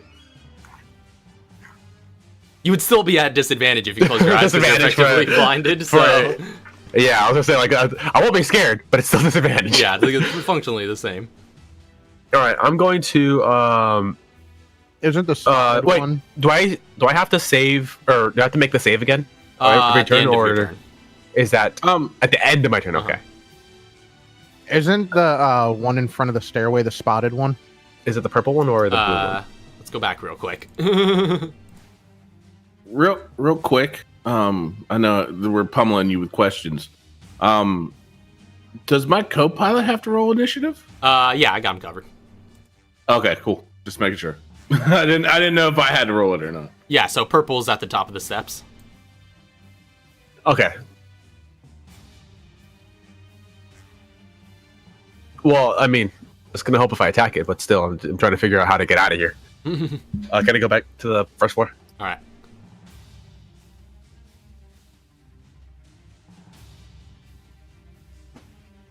Ah, man, switching weapons is Yeah, that'll take your action. a full action. All right, I'm going to actually. The garage door's open, The garage doors are closed. or I mean, like it's unlocked. Oh yeah, the door to the garage is unlocked. Yeah. I'm gonna go into the garage. I'm just gonna get into this corner. Okay. Actually, what kind of car is this? It's a BMW. My car? Oh. no, not that one. This one.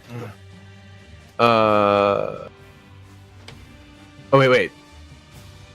Yeah, I'm just gonna end my turn in there, and I'm going to just really quickly reload my weapon while I'm in relative safety. Okay. So again, there, reload your weapon as you just reload the Muramasa. Go ahead and make your wisdom save for the end of your turn. Yep, I'll do that in a little bit. Let me just fix. Okay. So in the meantime, Nuria, you're up next. Okay. Neria's gonna, now that Chauncey's entered the fray and she's slightly recovered from almost being rammed by a car, She's gonna fire her hyper gun with an anesthetic as well. Okay, you're gonna hit him with an anesthetic. That's no. not even. Oh no, what's that mean for me? I mean, I feel like you take like a fourth of what's coming at you. I don't think how does that work? Did I like literally roll out and Yuri's like, oh, Chauncey. Thunk. you roll out on the floor just like, I'm here. This is sticking in my back like, oh. No, I clicked out a roll 20. Oh no! Well, in the meantime, what resistances are you given? Same one as Katara? Same as Katara. Okay, so bludgeoning and piercing, I think it was, or bludgeoning and slashing? It was bludgeoning and slashing. Okay, so you got bludgeoning and slashing resistances I think for I have to do Chauncey. a ranged attack though. No, you do not against willing creatures.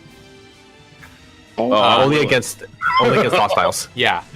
Against willing friendlies, you can always just cast that on them from a distance. But against hostiles, you have to make an attack with the hypo gun. So Yeah, because you can always tell a friendly to just stand still for a hot second, thunk. But for a hostile, they're going to actively avoid you. yeah, exactly. Okay. So, all right. So you've shot with your hypo gun across to Chauncey. Is that going to be all you're going to do? You still got some movement.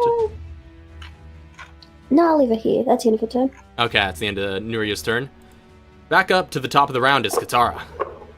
Oh man, I forgot to bonus action A hide. wisdom save. Wait, what? Wisdom save. Oh, Nuria needs to make her save too. No, Wait, she passed the I first thought time. Nuria passed. Yeah. Wait, she did? I thought Yeah. she had like an 11. Yeah. Yeah. Mr. G was the only one who failed the first time. Oh, so then I succeed with a 14 then. Yeah, you succeed with a 14. Okay, good. So you're no longer I was frightened. so worried. You hide in the garage and just like steal yourself for a moment. Oh, I'm just sitting there, just like, ching, ching, ching. I'm ready. I'm not so scared now. Yeah, total predator Yeah, moment. I'm gonna have her. I think I'm gonna go through and have her. Well, first, action. Shell skin. I don't know why that like left my mind. Okay, right. So you armor yourself up. Yep. So she's gonna shell skin, and then she's just gonna be like, "Yeah, time to get down the stairs. I will take the opportunity." Okay, you take the op attack. String on the right slide. Also, Raph, put the map back on. No, it's switching back Oh, and no, forth. oh yeah. Okay. Oh, okay. Just because I hide it while I'm switching things, just so you don't see spoilers. That at the makes top. sense because I just. I'm laughing because I see Mr. G just peeking out the corner.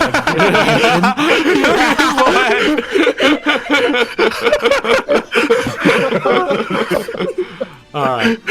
I'm not gonna lie. I did that. Switched over to stream to see if you can see it. And I was like, oh wait, I don't think Raph put the map up. So 15 does not hit you as you escape, as just like this big palm just follows behind you and tries to grasp you, but you get away. Yeah, so she's gonna get to the bottom of the stairs, and just kind of like stand at, well, like all the way to the bottom. I don't know, like other map or whatever. Right. So going back, hold up. You are where I was, in the corner. Now she's gonna get like right here, and then she's gonna look over, see Chauncey, and just be like, "They're coming down the stairs now," and just have her gun like aimed over there. But she's gonna stay there so that way they don't try to get through. Gotcha. Or actually, they can't. Mm-hmm. They're stuck. So that's the end of. That's the end of your turn. That's the end of her turn. Yep.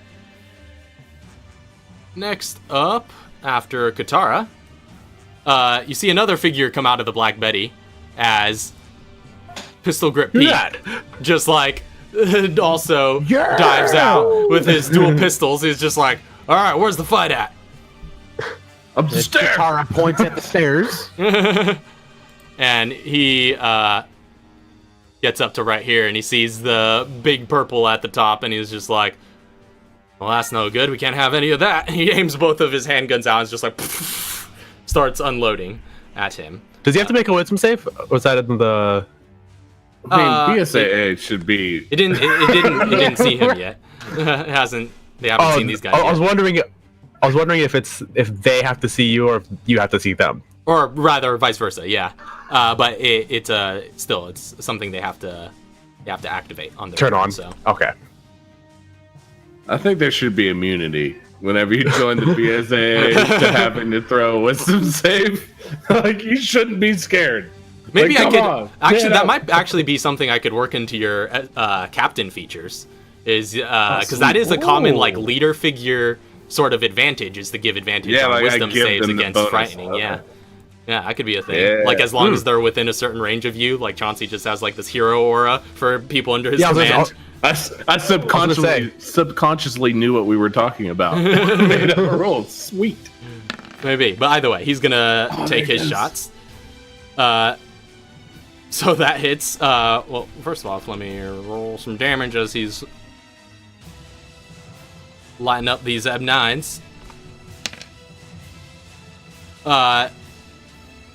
No, yeah, even reduced. He's just like, and just like unloads a couple of shots, just aiming up the stairs with his dual pistols, and they just like spark across this tyrant's chest. But as it does, it's just like you see it shake and shudder for a second before it drops to its knees and then flat down onto the staircase.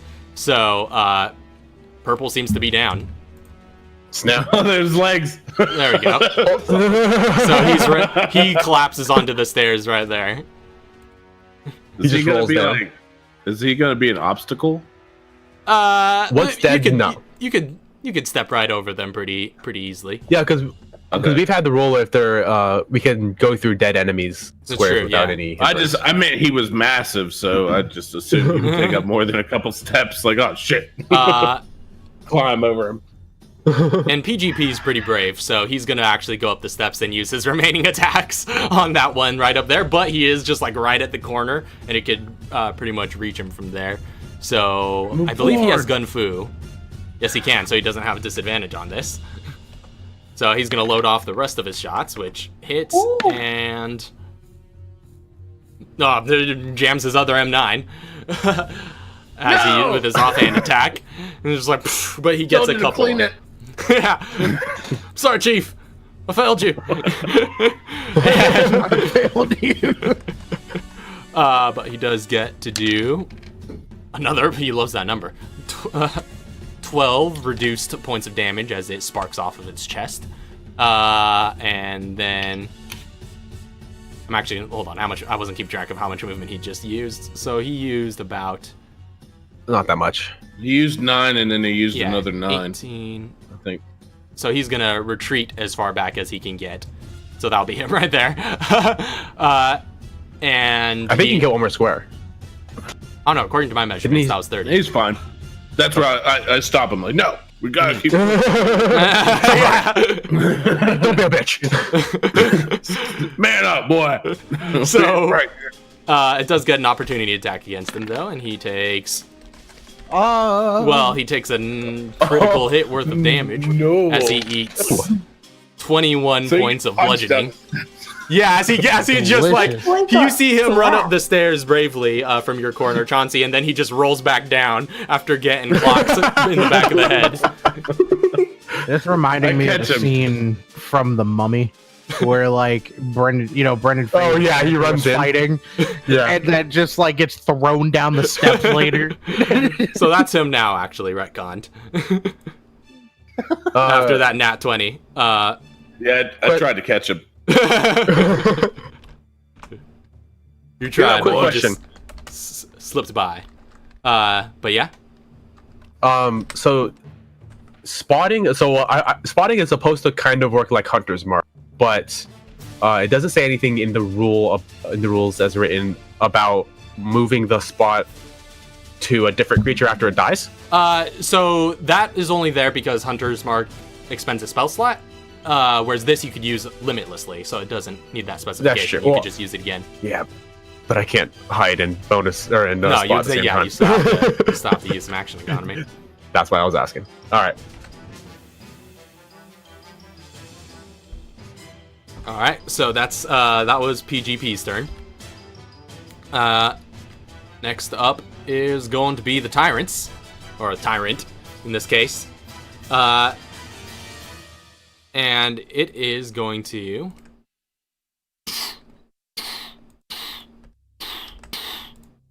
step on down. And it is going to go ahead and unleash some attacks. And I'll say it could actually kind of reach around the corner at Chauncey there, since these are very tight corners. Does he know I'm there, though? Like, I think everybody knows you're here. That's true. It's true. You made quite the entrance. And, like, looking around as it kind of peeks around, you see its hand just first, like, clench the corner and, like, sort of cracks in the drywall just sort of, like, seep out. And that's the first thing you see before it peeks around and notices you. What's up? So it is just gonna, like, on its way down. First off, I need Chauncey and PGP to make wisdom saves. Oh god. I don't know why I saw its arm as like a wet noodle going around the corner to hit Chauncey. 10. So no, yeah, you're both gonna get some frightened. But that means I can't move closer, right? Means you can't move closer. Okay, cool. Not willingly, Fine. at least. Yeah. Someone could Wait, no, drag no. you closer. Sorry, 10. You just succeed. Oh, sweet. Oh. Yes. So you're good. All right. But PGP is, he, after getting clocked, and he's like down at the bottom, and he's like looking up, he is terrified right now. As terrified as Pistol Grip Pete can get. So it gets to the bottom, and as it's like walking down, it's just gonna like drop down into like a front kick at Katara. For its first attack. 24 to hit Katara. Gimme. And you take a quick 13 points of bludgeoning damage, reduced to 6. Alright. And then it is going to, like, after just like front kicking you, like you kind of fly backwards and bounce off the wall and end up back in the same spot. It is with its left hand going to just like just backhand at that corner where Chauncey is for an attack. 17 to hit. No. Right, you got crazy armor. And so I always got crazy armor. yeah, like so yeah, like that scene in Iron Man with the Mark 1 where it's just like backhands and it just lodges its left fist in the wall, and then it is gonna come around with its right hand and just attempt another swing at Chauncey. Oh, I'd like to say no, but that's Another nat 20. that's only what I'd like to say. At least you have resistance. You So will it's just have gonna resistance. Be like normal damage. So you take 10 points of bludgeoning damage from that crit. Okay. Ouch. My armor hurt. And that is You said 10, right? yeah, 10. And that's all as far as it could get. Chauncey, you're up next. Oh, what's up? What's up? I reach over my shoulder and pull out my shotgun. All right. Time to rock and roll. Remind And me I again, like just the for sucker visuals, what this shotgun was again. I'm trying to remember. With the arms, was it arm soul? Oh, the striker, right? the Yeah, armful yeah. So you've striker, got like the drum mag shotgun. You're Yeah. grabbing it by the foregrip. Just Yep. Just boom, boom, boom, boom, and I'm lighting this dude up. All right. Hardcore. light him up. All right. So, actually, I am in my special range of It's true. You have advantage. yes. So let's go ahead and add some headshot to this bad boy. All Oh, right. yeah. Where's my roll at? There it is. It's been a while. It's been a while. It's been a while. Okay. Cancel. That's 20 plus.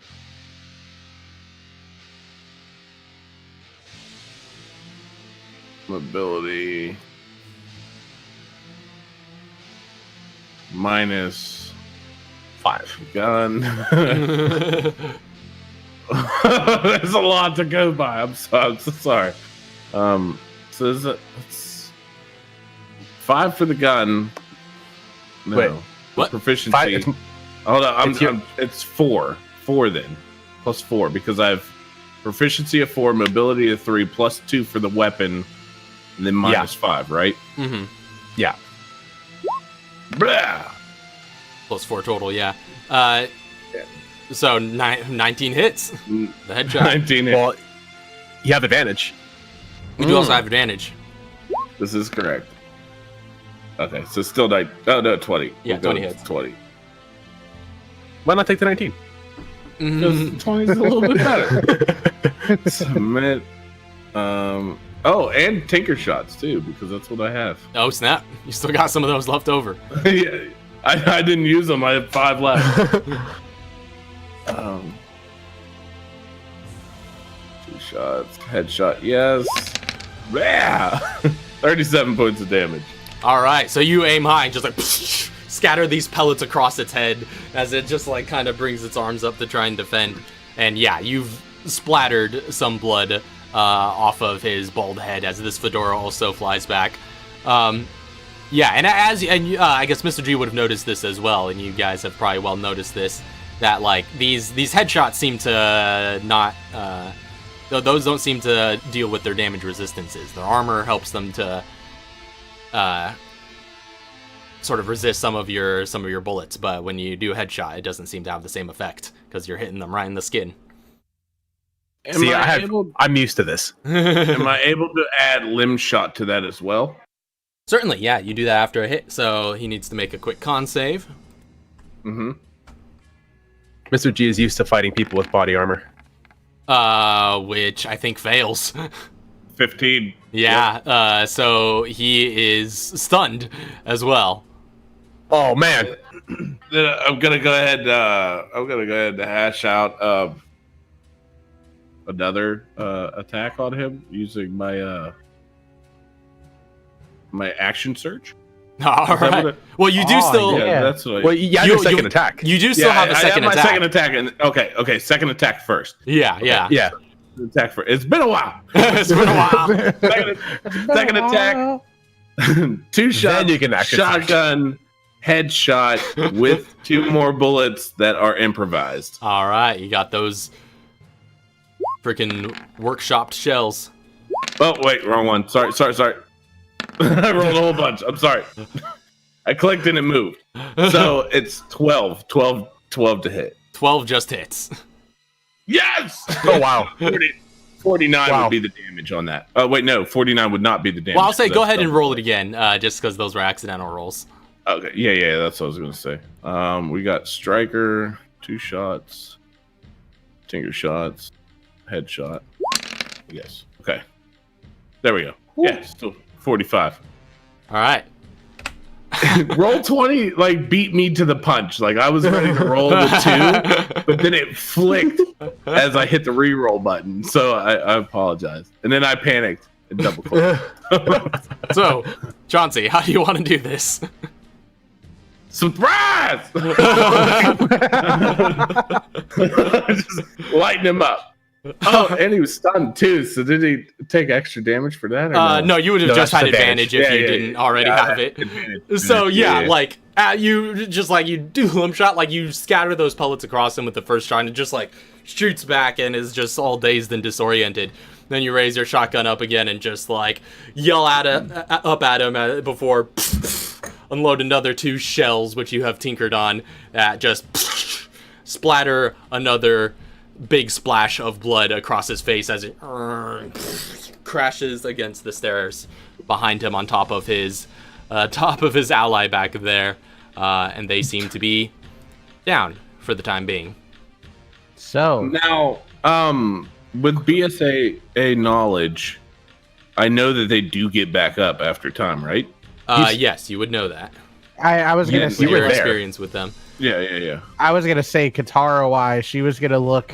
Would she know that, like, if she were to throw an explosive round on them, they'd just blow up, like they wouldn't come back? Or does she? I'll say know make a quick science check. Oh, cool. Funny. I'll say with advantage because you worked at the Nest facility. So 11. 11. Either way. I mean, she. Rip. Tyrants weren't her thing. Tyrants weren't necessarily her thing. You would know with that roll. I would say you would know that they're extremely durable, and nearly impossible to harm permanently by conventional means. In like in your guys' experience, you've killed a few tyrants permanently, with things like rocket launchers and things of that nature. And I guess you get the sense from that experience and from your scientific knowledge of bioweapons that it would require weapons of that caliber to be able to make like a lasting dent to be able to put them down permanently. Okay, so your time now is limited if you want to move her around while they're down. So she's just like, this thing is gonna get back up, unless we have a bigger thing, because this grenade launcher may not do anything. Also, hi.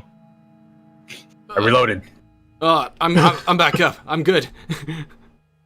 Oh, okay, we got them. All right. I'm gonna search them. You did fine. You're searching. Yeah, you're searching through their suits. Yeah, I'm gonna search through their suit. All right, looking through their suits. You rummage through their pockets. They don't really seem to have too much on them. You actually do find like a couple of wallets actually that they seem to be carrying that just have like some sort of what passes for like fake identification. And you of course would know like these tyrants were sort of made to kind of blend with civilian populaces. But like the names that seem to be attached to them on these like fake IDs are just very very rudimentary mononyms that just seem to be Igor and Vlad.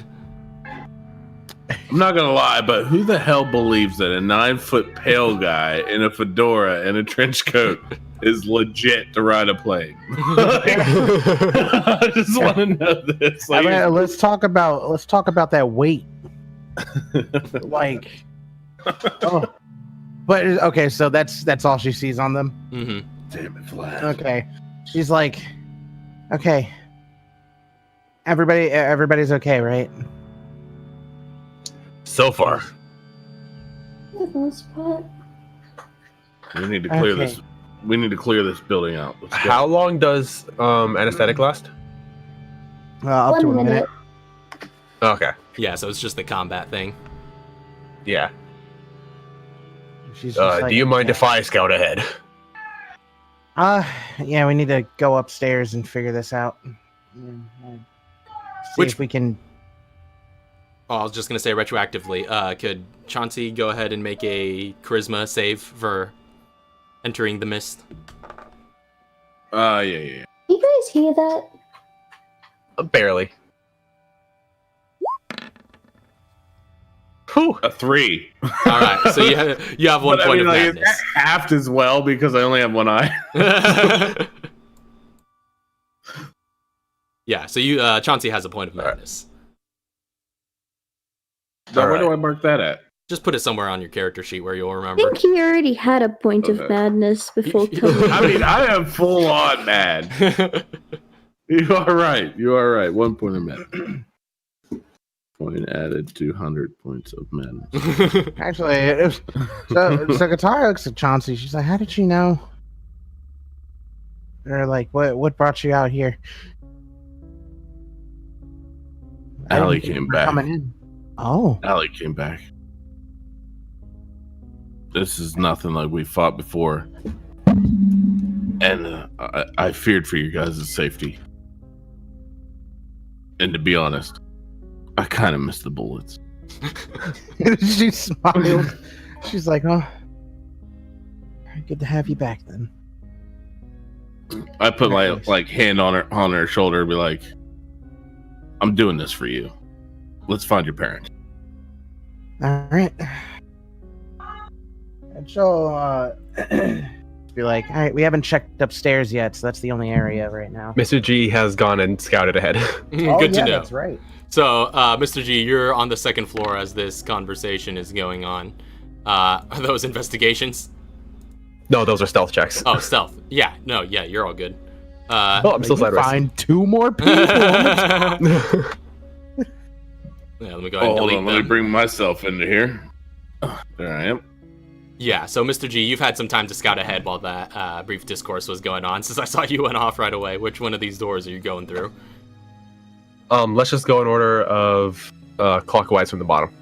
Okay. Oh wait, no, there's a door right here. I didn't see this one.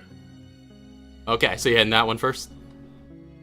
Yeah, use my what is it called? Not an oscilloscope, that's something totally different. Oh yeah, your little fiber wire, and you just like slink it under and yeah. take a peek. Taking a peek inside, Yeah, it looks to my be little optic.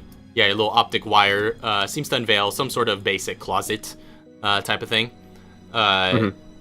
You're looking at just like a pantry with shelves lining the walls. And if you were to investigate further, you would see there's some usable materials in here. You've got a red herb, you've got 2 chem fluids, and you've got 5 if it doesn't look like 12-gauge shells. If it doesn't look like there's anything harmful in the room, assume I'm gonna open it and look inside. All right, so that's what you find. Could you just post the list in the chat? Because I will be over the radio quietly. Gotcha. Saying what I find and where, but then moving clockwise from the bottom. All right. And just fiber wire first, then if it looks safe. Well, I actually first for these rooms, I'm just gonna quick make sure there's no other hostiles. So I'm just gonna look and then move around and then get everyone up. Okay, gotcha. So you're just clearing it essentially, just unfogging everything really quick and then doing the detail. I'm making sure there's no more surprises. Yeah. Yeah. So you unfog all these rooms and you find basically what seems to be a guest room, a master bedroom, and a study. Okay. All right. I don't think I see anything anymore. We're clear to go up. Also, check the closet. Bunch of stuff in there. All right. It's like, all right, we're heading up. I'm gonna stop by the study first. All right. So heading into the study, you see what looks to be a small room with a writing desk on one end and a couple of bookshelves. It's mostly empty, the bookshelves are mostly empty, but stocked with a few textbooks and other nonfiction here and there. You do see like a small pouch on one of the bookshelves. We'll see what that pouch is about, but just like out of reflex, knowing her family, I'm just gonna go around to every book and just move it. just pull on each one. They don't seem to have any effect, but all right. This is one of those. Okay.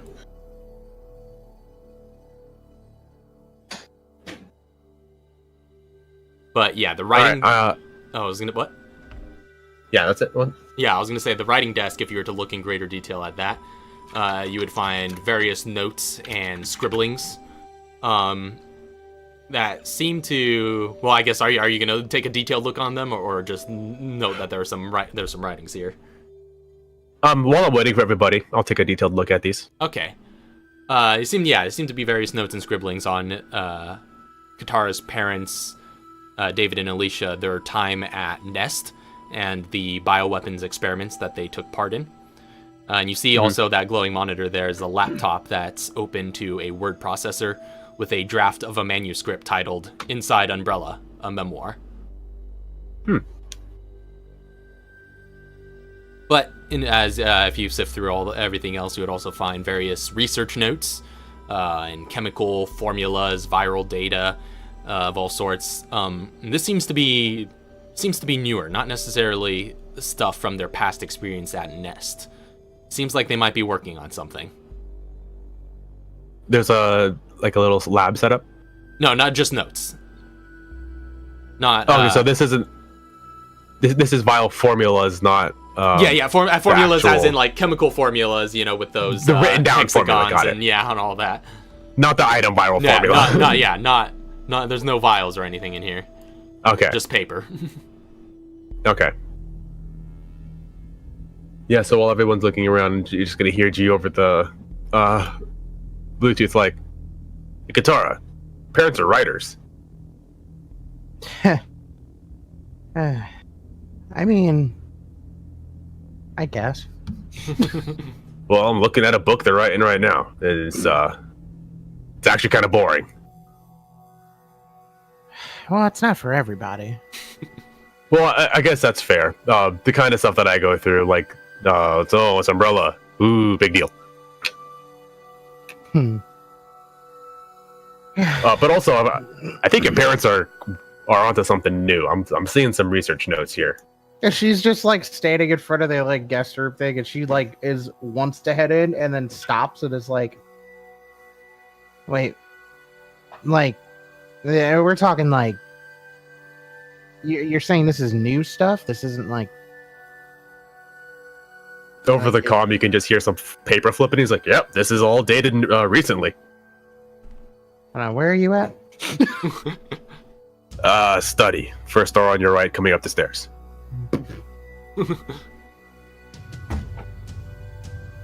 yeah, she'll pop in and just Tyrant walks her way in.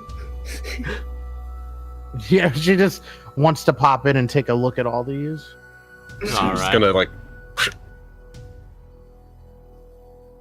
research notes. Huh. I don't want to intrude too much, but can I have PGP ordered to back my car out of the house? While this is Sure. happening? As this is going Another on, just guy like upstairs. Yeah, he's just backing out. Just park the car outside of the house. So like in this house, all you hear is a real deep rumble, just blah blah blah blah blah blah blah. As he's backing it up. You hear just like various like parts of just like wooden frames in the walls and whatnot, just like clattering off as he pulls out of the wall. Things falling down. Pictures no more.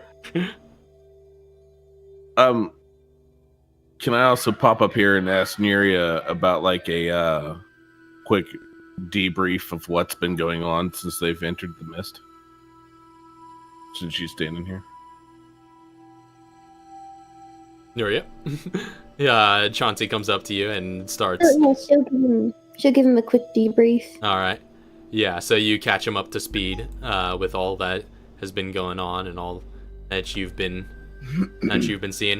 Chauncey, as you're listening in intently and getting the debrief, you see like these just bony dark fingers start to crawl up Nuria's shoulder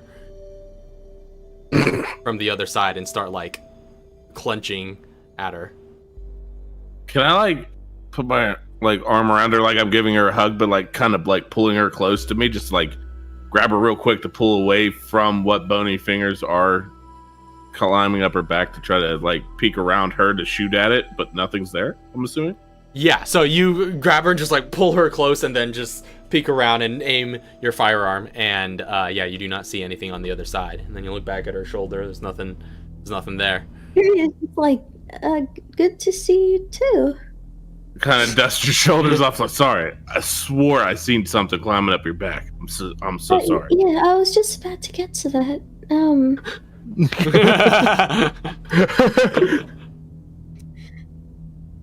This fog that's causing hallucinations. You're not the only one who's been seeing things. I think that's what Allie was trying to get to me too, but too stubborn to listen. I was She was concerned for in you pretty guys. bad shape when we found her. I'm assuming she didn't give me like super detailed stuff. No, not super But detailed. just pretty much yeah, just she's like, still pretty Shit's loopy. crazy, yo. It's not what I expected. That was it. Yeah, And I basically. left. Just like, I'm gone. It's Like, bad. It's all bad. The team. I was in the desert. Did I notice like her forehead bleeding or something from her banging? No, her yeah, head on you the definitely walls? would have noticed that she was pretty battered and bruised, and yeah, definitely bleeding from the head. But she had pie. She did have pie though. I know I can't really communicate while inside the mist, but can I keep trying to communicate with Maya to pinpoint positions on all of the people that I've sent in? All right, yeah, you can kind of start like buzzing in and trying to get a call on her, but and trying to make progress on that front as you're there. Okay. Just So, like- I'm constantly, even though I'm not getting an answer, I'm still speaking trying. the message. Yeah. Well, like I'm if I'm catching voicemail or static or anything, I'm still just going through and saying, just tell them all to retreat, and telling everybody to back off back to headquarters. Gotcha. Okay. So, like, I want to have Katara do like a thorough investigation of just like going through different places. Right. Yeah, searching the whole place. Yeah. You also find, you find in the guest room there's a queen-sized bed with a few dressers, and there are windows kind of looking out onto the driveway. On the opposite wall from the windows is a closet, and also a painting of a forest that's kind of hung up here. Do I need to cut that in half too? I'll cut it in half. I'll cut it in half. That's just like, yeah, there's a painting over here. Thinking about earlier. Like you don't even hear me. I'm just behind you, and it's just.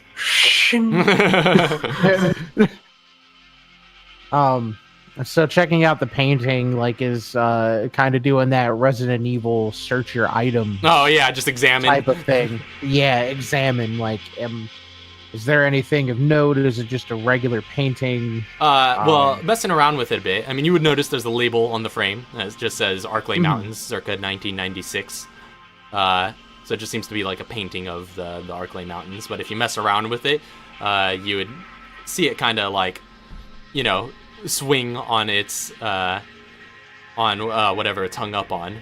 But if you were to remove it, then you would find behind it a what looks to be a safe in the wall.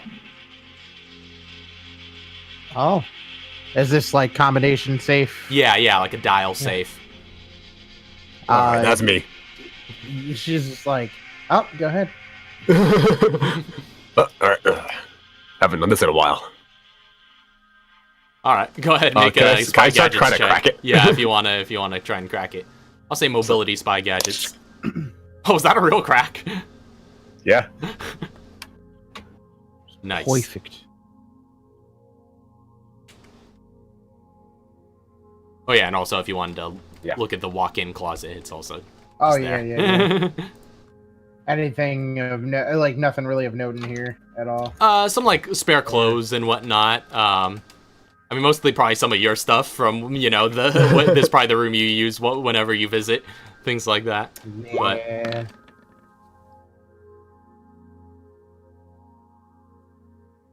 Cut alright, lines. cut limes. I was looking at that too. Alright, he's got some. He's got sort drinks of, to get to, man. Yeah, man. There's a party going on over there. So that's an 18. That is an 18 on the safe cracking. All right, so yeah, you take a moment to crack this safe, and although it is, a sturdy-looking safe, it is just like civilian market stuff. You get through it pretty easily enough, and after a while, I think I've gotten through like maybe 3 of this exact model safe before. Yeah, there we go, and open sesame. Oh, You- yeah. All right. open up this little armored safe fixed in the wall, and inside you do find a couple of things of note. First of all, you find sort of fat cube of cash in stacks. Cube of cash. Yeah, just like of multiple stacks just stacked up. You find Katara's money? you find $200,000, It $200,000 in cash. You find 2 diamonds, both worth $10,000 each. And you also find a sort of manila envelope that seems to contain some sort of documentation, but on the it has kind of written onto it just last will and testament.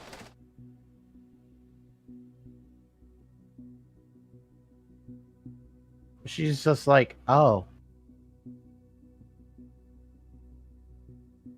Well, we can clearly see what's the more valuable treasure in here. So you take that, I'll take the cash. I mean, can we just put the cash into? Actually, wait, no. I open up a little treasure pouch that I've got now. Yeah. You said 20,000? 200,000. 200,000. Or 200,000? I can hold half of that within the pouch. Oh. Oh wait, no. I can hold both of it because it's $100,000 per block with 4 blocks of inventory. Mm-hmm. Right? Yeah. Oh yeah, I can hold both of those, or I can hold all of it, all 200,000. This doesn't look like Katara's last will and testament. No, right? this looks like it's for your parents. She's gonna open that and read it. Okay. You open it up. And well, it does have like a little bit of a seal on it, so you would have to break the wax seal. But do you do so? Yeah. All right. So opening it up, you pull out the last will and testament of your parents. Let me go ahead and get that to you. Now While again, she's looking that over. Yeah.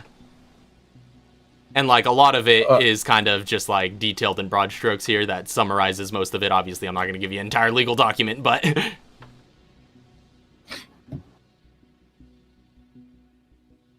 While she's looking that over, you said there was how many diamonds? 2 diamonds. Okay. So now I've got a full treasure pouch. Mm-hmm. I'm just like, I got I'll this say like... the diamonds can stack up. Freaking... So. Oh, okay. That's cool. So I've got this big freaking backpack that is just stuffed with cash now. And just 2 diamonds just nicely placed right on top. But he's just looking at these freaking $200,000 in cash around.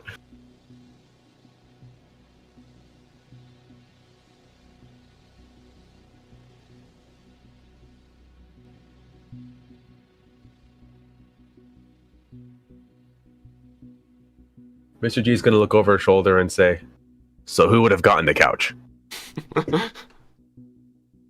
There are some names on here. I don't know, but I at least get 80%. But I want to know these names. But she just keeps on reading. All right. I think while Katara and Miss Jean, then Yuri's gonna go over to the master bedroom. Gotcha. I was gonna say, yeah, like if you would like, I guess, Mr. G, are you trying to like look over this too, or if you want to share the information, one of you guys could read it aloud if you'd like, but or if you want to try and intentionally keep it on the down low. Well, Mr. G isn't prying, but I'm only gonna look if Katara allows me to. Okay. I'll look at what. The will. Oh. Oh. Who? Oh, I know that guy. He owes me money. Oh. Oh, I know. That's a different last name. Yo, mom, dad, y'all need to talk to me. She's just walking out. She's like, We need to. I need to find my way into that basement, or into those doors. I'll get working on it.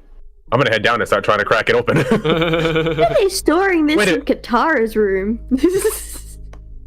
Actually, real quick question: is this just a wall, or is this right Yeah, here? it's just a wall. There's enough space in between for like the whatever goes into the safe here, but Investigate. It's like a fake wall. yeah, basically. Well, it's probably mostly like hollow the rest of it, but there's at least room in there to fit the safe into. Okay, but no way to. There's no door entrance or No, anything. nothing There's like that. no storage area. But yeah, in the master bedroom, Nuria, you find, again, a king-size bed with lavish red silk sheets. There's a wooden wardrobe and a dresser with a mirror. You also see a small dresser next to the bed with a framed photo of David, Alicia, and Katara. Is it a baby Katara? Oh, It's a lot younger Katara. She looks to be like, perhaps like 18 years old or so. Man, I remember when I was she's 18 like, years old. "Aw." Yeah, pretty sizable photo. Like in its frame, it's about 1 by 1 feet, or about 1 by 1 foot, and it's just sort of stood up there on the dresser. Guitar is like sneaking up on Nuria right now. Do you think this is a problem? No. Oh, Katara! Hey. Just like holds up the photo. She looks at it and just like she gives a smile. She's like, oh wow, I was like 18 then. That's a long time ago. Wow. Hey, what was Katara's like actual hair color? Yeah, that's a good question, Katara. What'd she look That's a like when good she was question. 18? That's a good question. She I had braces. probably would have went along the lines of like the super dark brown hair that I have. Basically you look at it looks like it's black hair, but it's not. I don't know, really geeky looking. They're like Glasses? yeah, I would say like geeky looking glasses, you know, stuff like that. It's Just nice wide smile on her face in the picture. Like that picture was like, you could tell that person was like alma mater of their school. Puts the picture back down. And she's like, you know, I really hope they're alive. I found this. And she's just like, she's holding it up. She's like, this is their will. And, I hope that wasn't recent.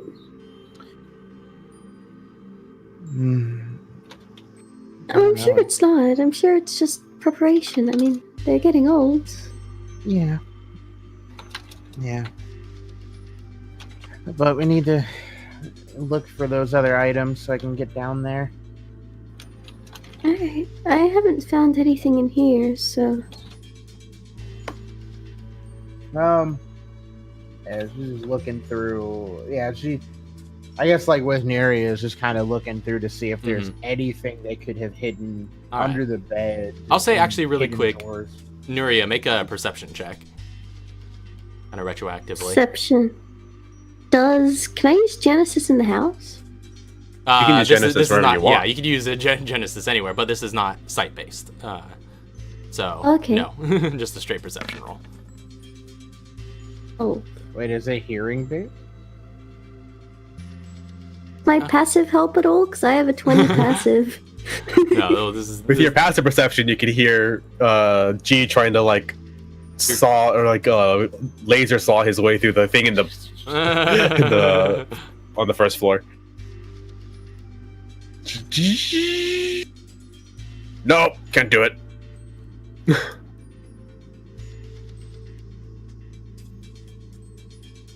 But yeah, anything else you guys are gonna... Or you said Katara's just sort of searching? Yeah, Katara is searching. Go ahead and make an investigation check generally for this area. What's that perception for? 18. Don't know. So looking around, and also they do have like an adjoining kind of like little bedroom or rather bathroom in the master bedroom as well. So looking around, you do also find in the bathroom a couple of things of note. You do find in the medicine cabinet 1 chem fluid and a first aid spray. Oh yeah. Carry any of that on me. Actually, can the first... Oh, no, I don't think it does. For what? First aid spray go in the insulated bag. Not in the insulated bag. You need a medical pouch for that. Because it's not a crafting item. Yeah. Yeah. I can carry that. Maybe that's another thing I should get. Maybe. Medical pack. It's a good item to have. I'll tell you what. What can you put in it? Healing items, Yeah, any recovery items. So herbs, first aid sprays, things first like aid that. sprays. Chicken It eggs. really helps with those, man. Yeah. What'd you say? Chicken eggs. Find some of those healing chicken eggs from the later games. Be able to put those in there too. Yeah, when we go, I guess we're just out of Africa, but we could have found some golden eggs. Yeah. But with your investigation, Katara, you find that in the bathroom. You also, just like while searching about the room, there doesn't seem to be anything about like the wardrobe or the dresser with the mirror that catches your attention. But you do, as you're kind of going along, you're just like rummaging through everything, kind of looking for what you might be able to find. And as you're kind of going along, you kind of, and just like searching all about frantically, you knock over this like framed family photo again, and it just kind of like falls off the dresser. And as it does, you see it kind of just like clatters to the ground, and like the back kind of separates and falls apart as it does. And as you pick it back up, you will see in the back of the frame, with that little stand part that stands the photo upright. Once that's like removed on the back, if you look at the back of the frame, it still has like some sort of engraving or indentation in the back that looks like it's supposed to slot somewhere. Oh, she looks at that. She's like, oh. Meanwhile, you can hear Mr. G downstairs going like, "Oh, damn it, it's too thick." And she takes that. She's like, I think this might be it. Did you find something? Yeah, this might be one of the things to go into the door downstairs. Oh, all right. Let's start heading down. I don't think there's anything else left in here. I don't think so either. Did you take the chem fluid? I didn't. I thought So- that was you who found that. Yeah. No, she would have made it known. Yeah, there's also a Okay, so I red can herb. get the chem. Oh yeah, the red herb. The Can't carry any herbs. yeah. There's also everything in the closet too. Yeah, the red herb, what was it? 2 chem fluid in the closet, and then like the 5 shotgun shells. Mm-hmm. It was Yeah. 2. Yeah, that's what I I can have carry all the posted chem above. fluid. Okay. Okay, yeah, Chem go. fluid, have no room. but I can't carry anything else. I'll go ahead and grab the I have the first aid spray on me for that. And then for the red herb, I'll go ahead and take that one because I have a room for that. Do you have any other? You had some other herb combinations, right? I Can't do. you I just still combine have that in. I still have 2 green reds. Oh, they're already green reds. Yep. So unless there was another green somewhere, actually there is. It's in the kitchen. Yeah, It's in the kitchen, so I can make another green red. there Go you cook go. up that green red.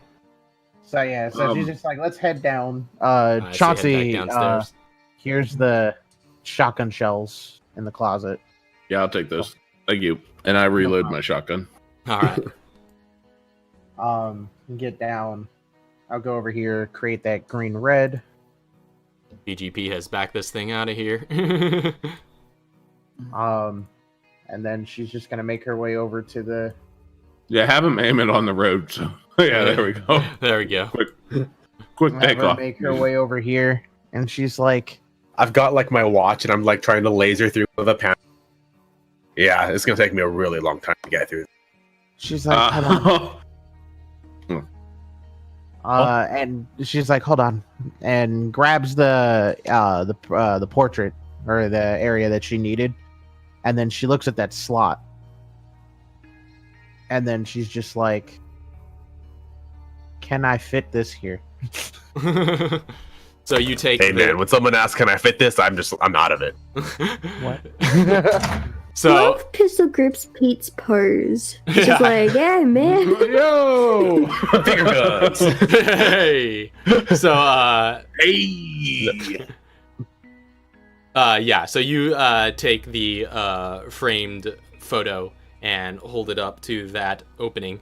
As you're doing that, Pistol Grip Pete's just kind of catching up. He's just like, all right, so what are your orders, boss? Anything you want? What are we going to be doing? Stand down for further orders. Want me to just... Or stay guard for further orders. Just keep an eye open. I need me to just hold down the fort? Yeah. All right. I also tell them to stay on comms in case we hear from other teammates in the area. Understood, sir. I'll be standing by. And he kind of just like opens up the sliding door and just like goes out here and just leans against the wall, standing guard. And Katara, as you sort of fiddle with this portrait, you put it into the slot, and it seems to slot perfectly. It is the right size, exact right size to just go flush into that opening. As you do, it just clicks into place. And in doing so, you hear some mechanisms in the wall begin to just like move about, and the some sort of mechanism within the door just seems to go and click, and with that the doors just kind of loosen, and you see like some like gas and like air kind of escape from it, like it all of a sudden just became loosened enough to not be airtight, and essentially gets like depressurized all of a sudden. Oh yeah, I wasn't getting through that anytime soon. And with that, these doors seem to be open to you. But as soon as it becomes depressurized and it just opens enough to become not airtight, you do hear, and at this point all of you would hear a voice much like what Katara heard at the front door, which just says, "Thank you." As the open glass door that PGP had just gone out of, like the mist is like seeping back in to the home, and just like just begins to like flow, like air getting, like gas getting sucked up into a space, into the seams of this door. Well, we're closing that, never going in there. So, like, is the mist Yuri subsiding? is like reloading. The mist outside? Hypergun. Yeah. Okay. No, the mist outside seems Can I- unchanged, but just seems like a portion of mist just came in through the opening that Could I have, PGP had like, just made. flashlight this thing? Go ahead and make an attack roll as it's going by. Some flashlight of opportunity. Flashlight of opportunity. Everyone should have an opportunity flash. All right. How much damage does that do, real quick? It's just 4. All right. So you just like you aim your flashlight at this mist as it goes by, and it just seems to singe a little bit, but before it all just gets kind of like, again, like it looks like it's getting sucked in, but except this mist, like the one you encountered before with that ghost-like figure, seems to have some consciousness of its own, and just seeps into those cracks enough to get in to where you have just opened. And that is going to be where we end tonight's session. All right. So we close that door and never go back, right? We just let that thing starve in there? Nope, Chauncey goes in. All right, so will you be rejoining us next time as Chauncey then to finish up this little bit? I definitely will. Awesome. All right. So, whew, that was a fun little episode. That felt like old times. That was pretty decent. That was pretty No, fun. yeah, that like crashing through the the front doors and everything, which I guess there's just like you've cut a path through the living room now, so that's kind of that's all wrecked up there. But yeah, so we'll be picking up next time and quite possibly, most likely, concluding this little arc. It's looking like. So be sure to tune in for that. But in the meantime, thank you all very much for watching. Yeah, and we'll see you guys next time for the arc finale. Peace. Squared. Have a good night. God bless. And I assume all the good things.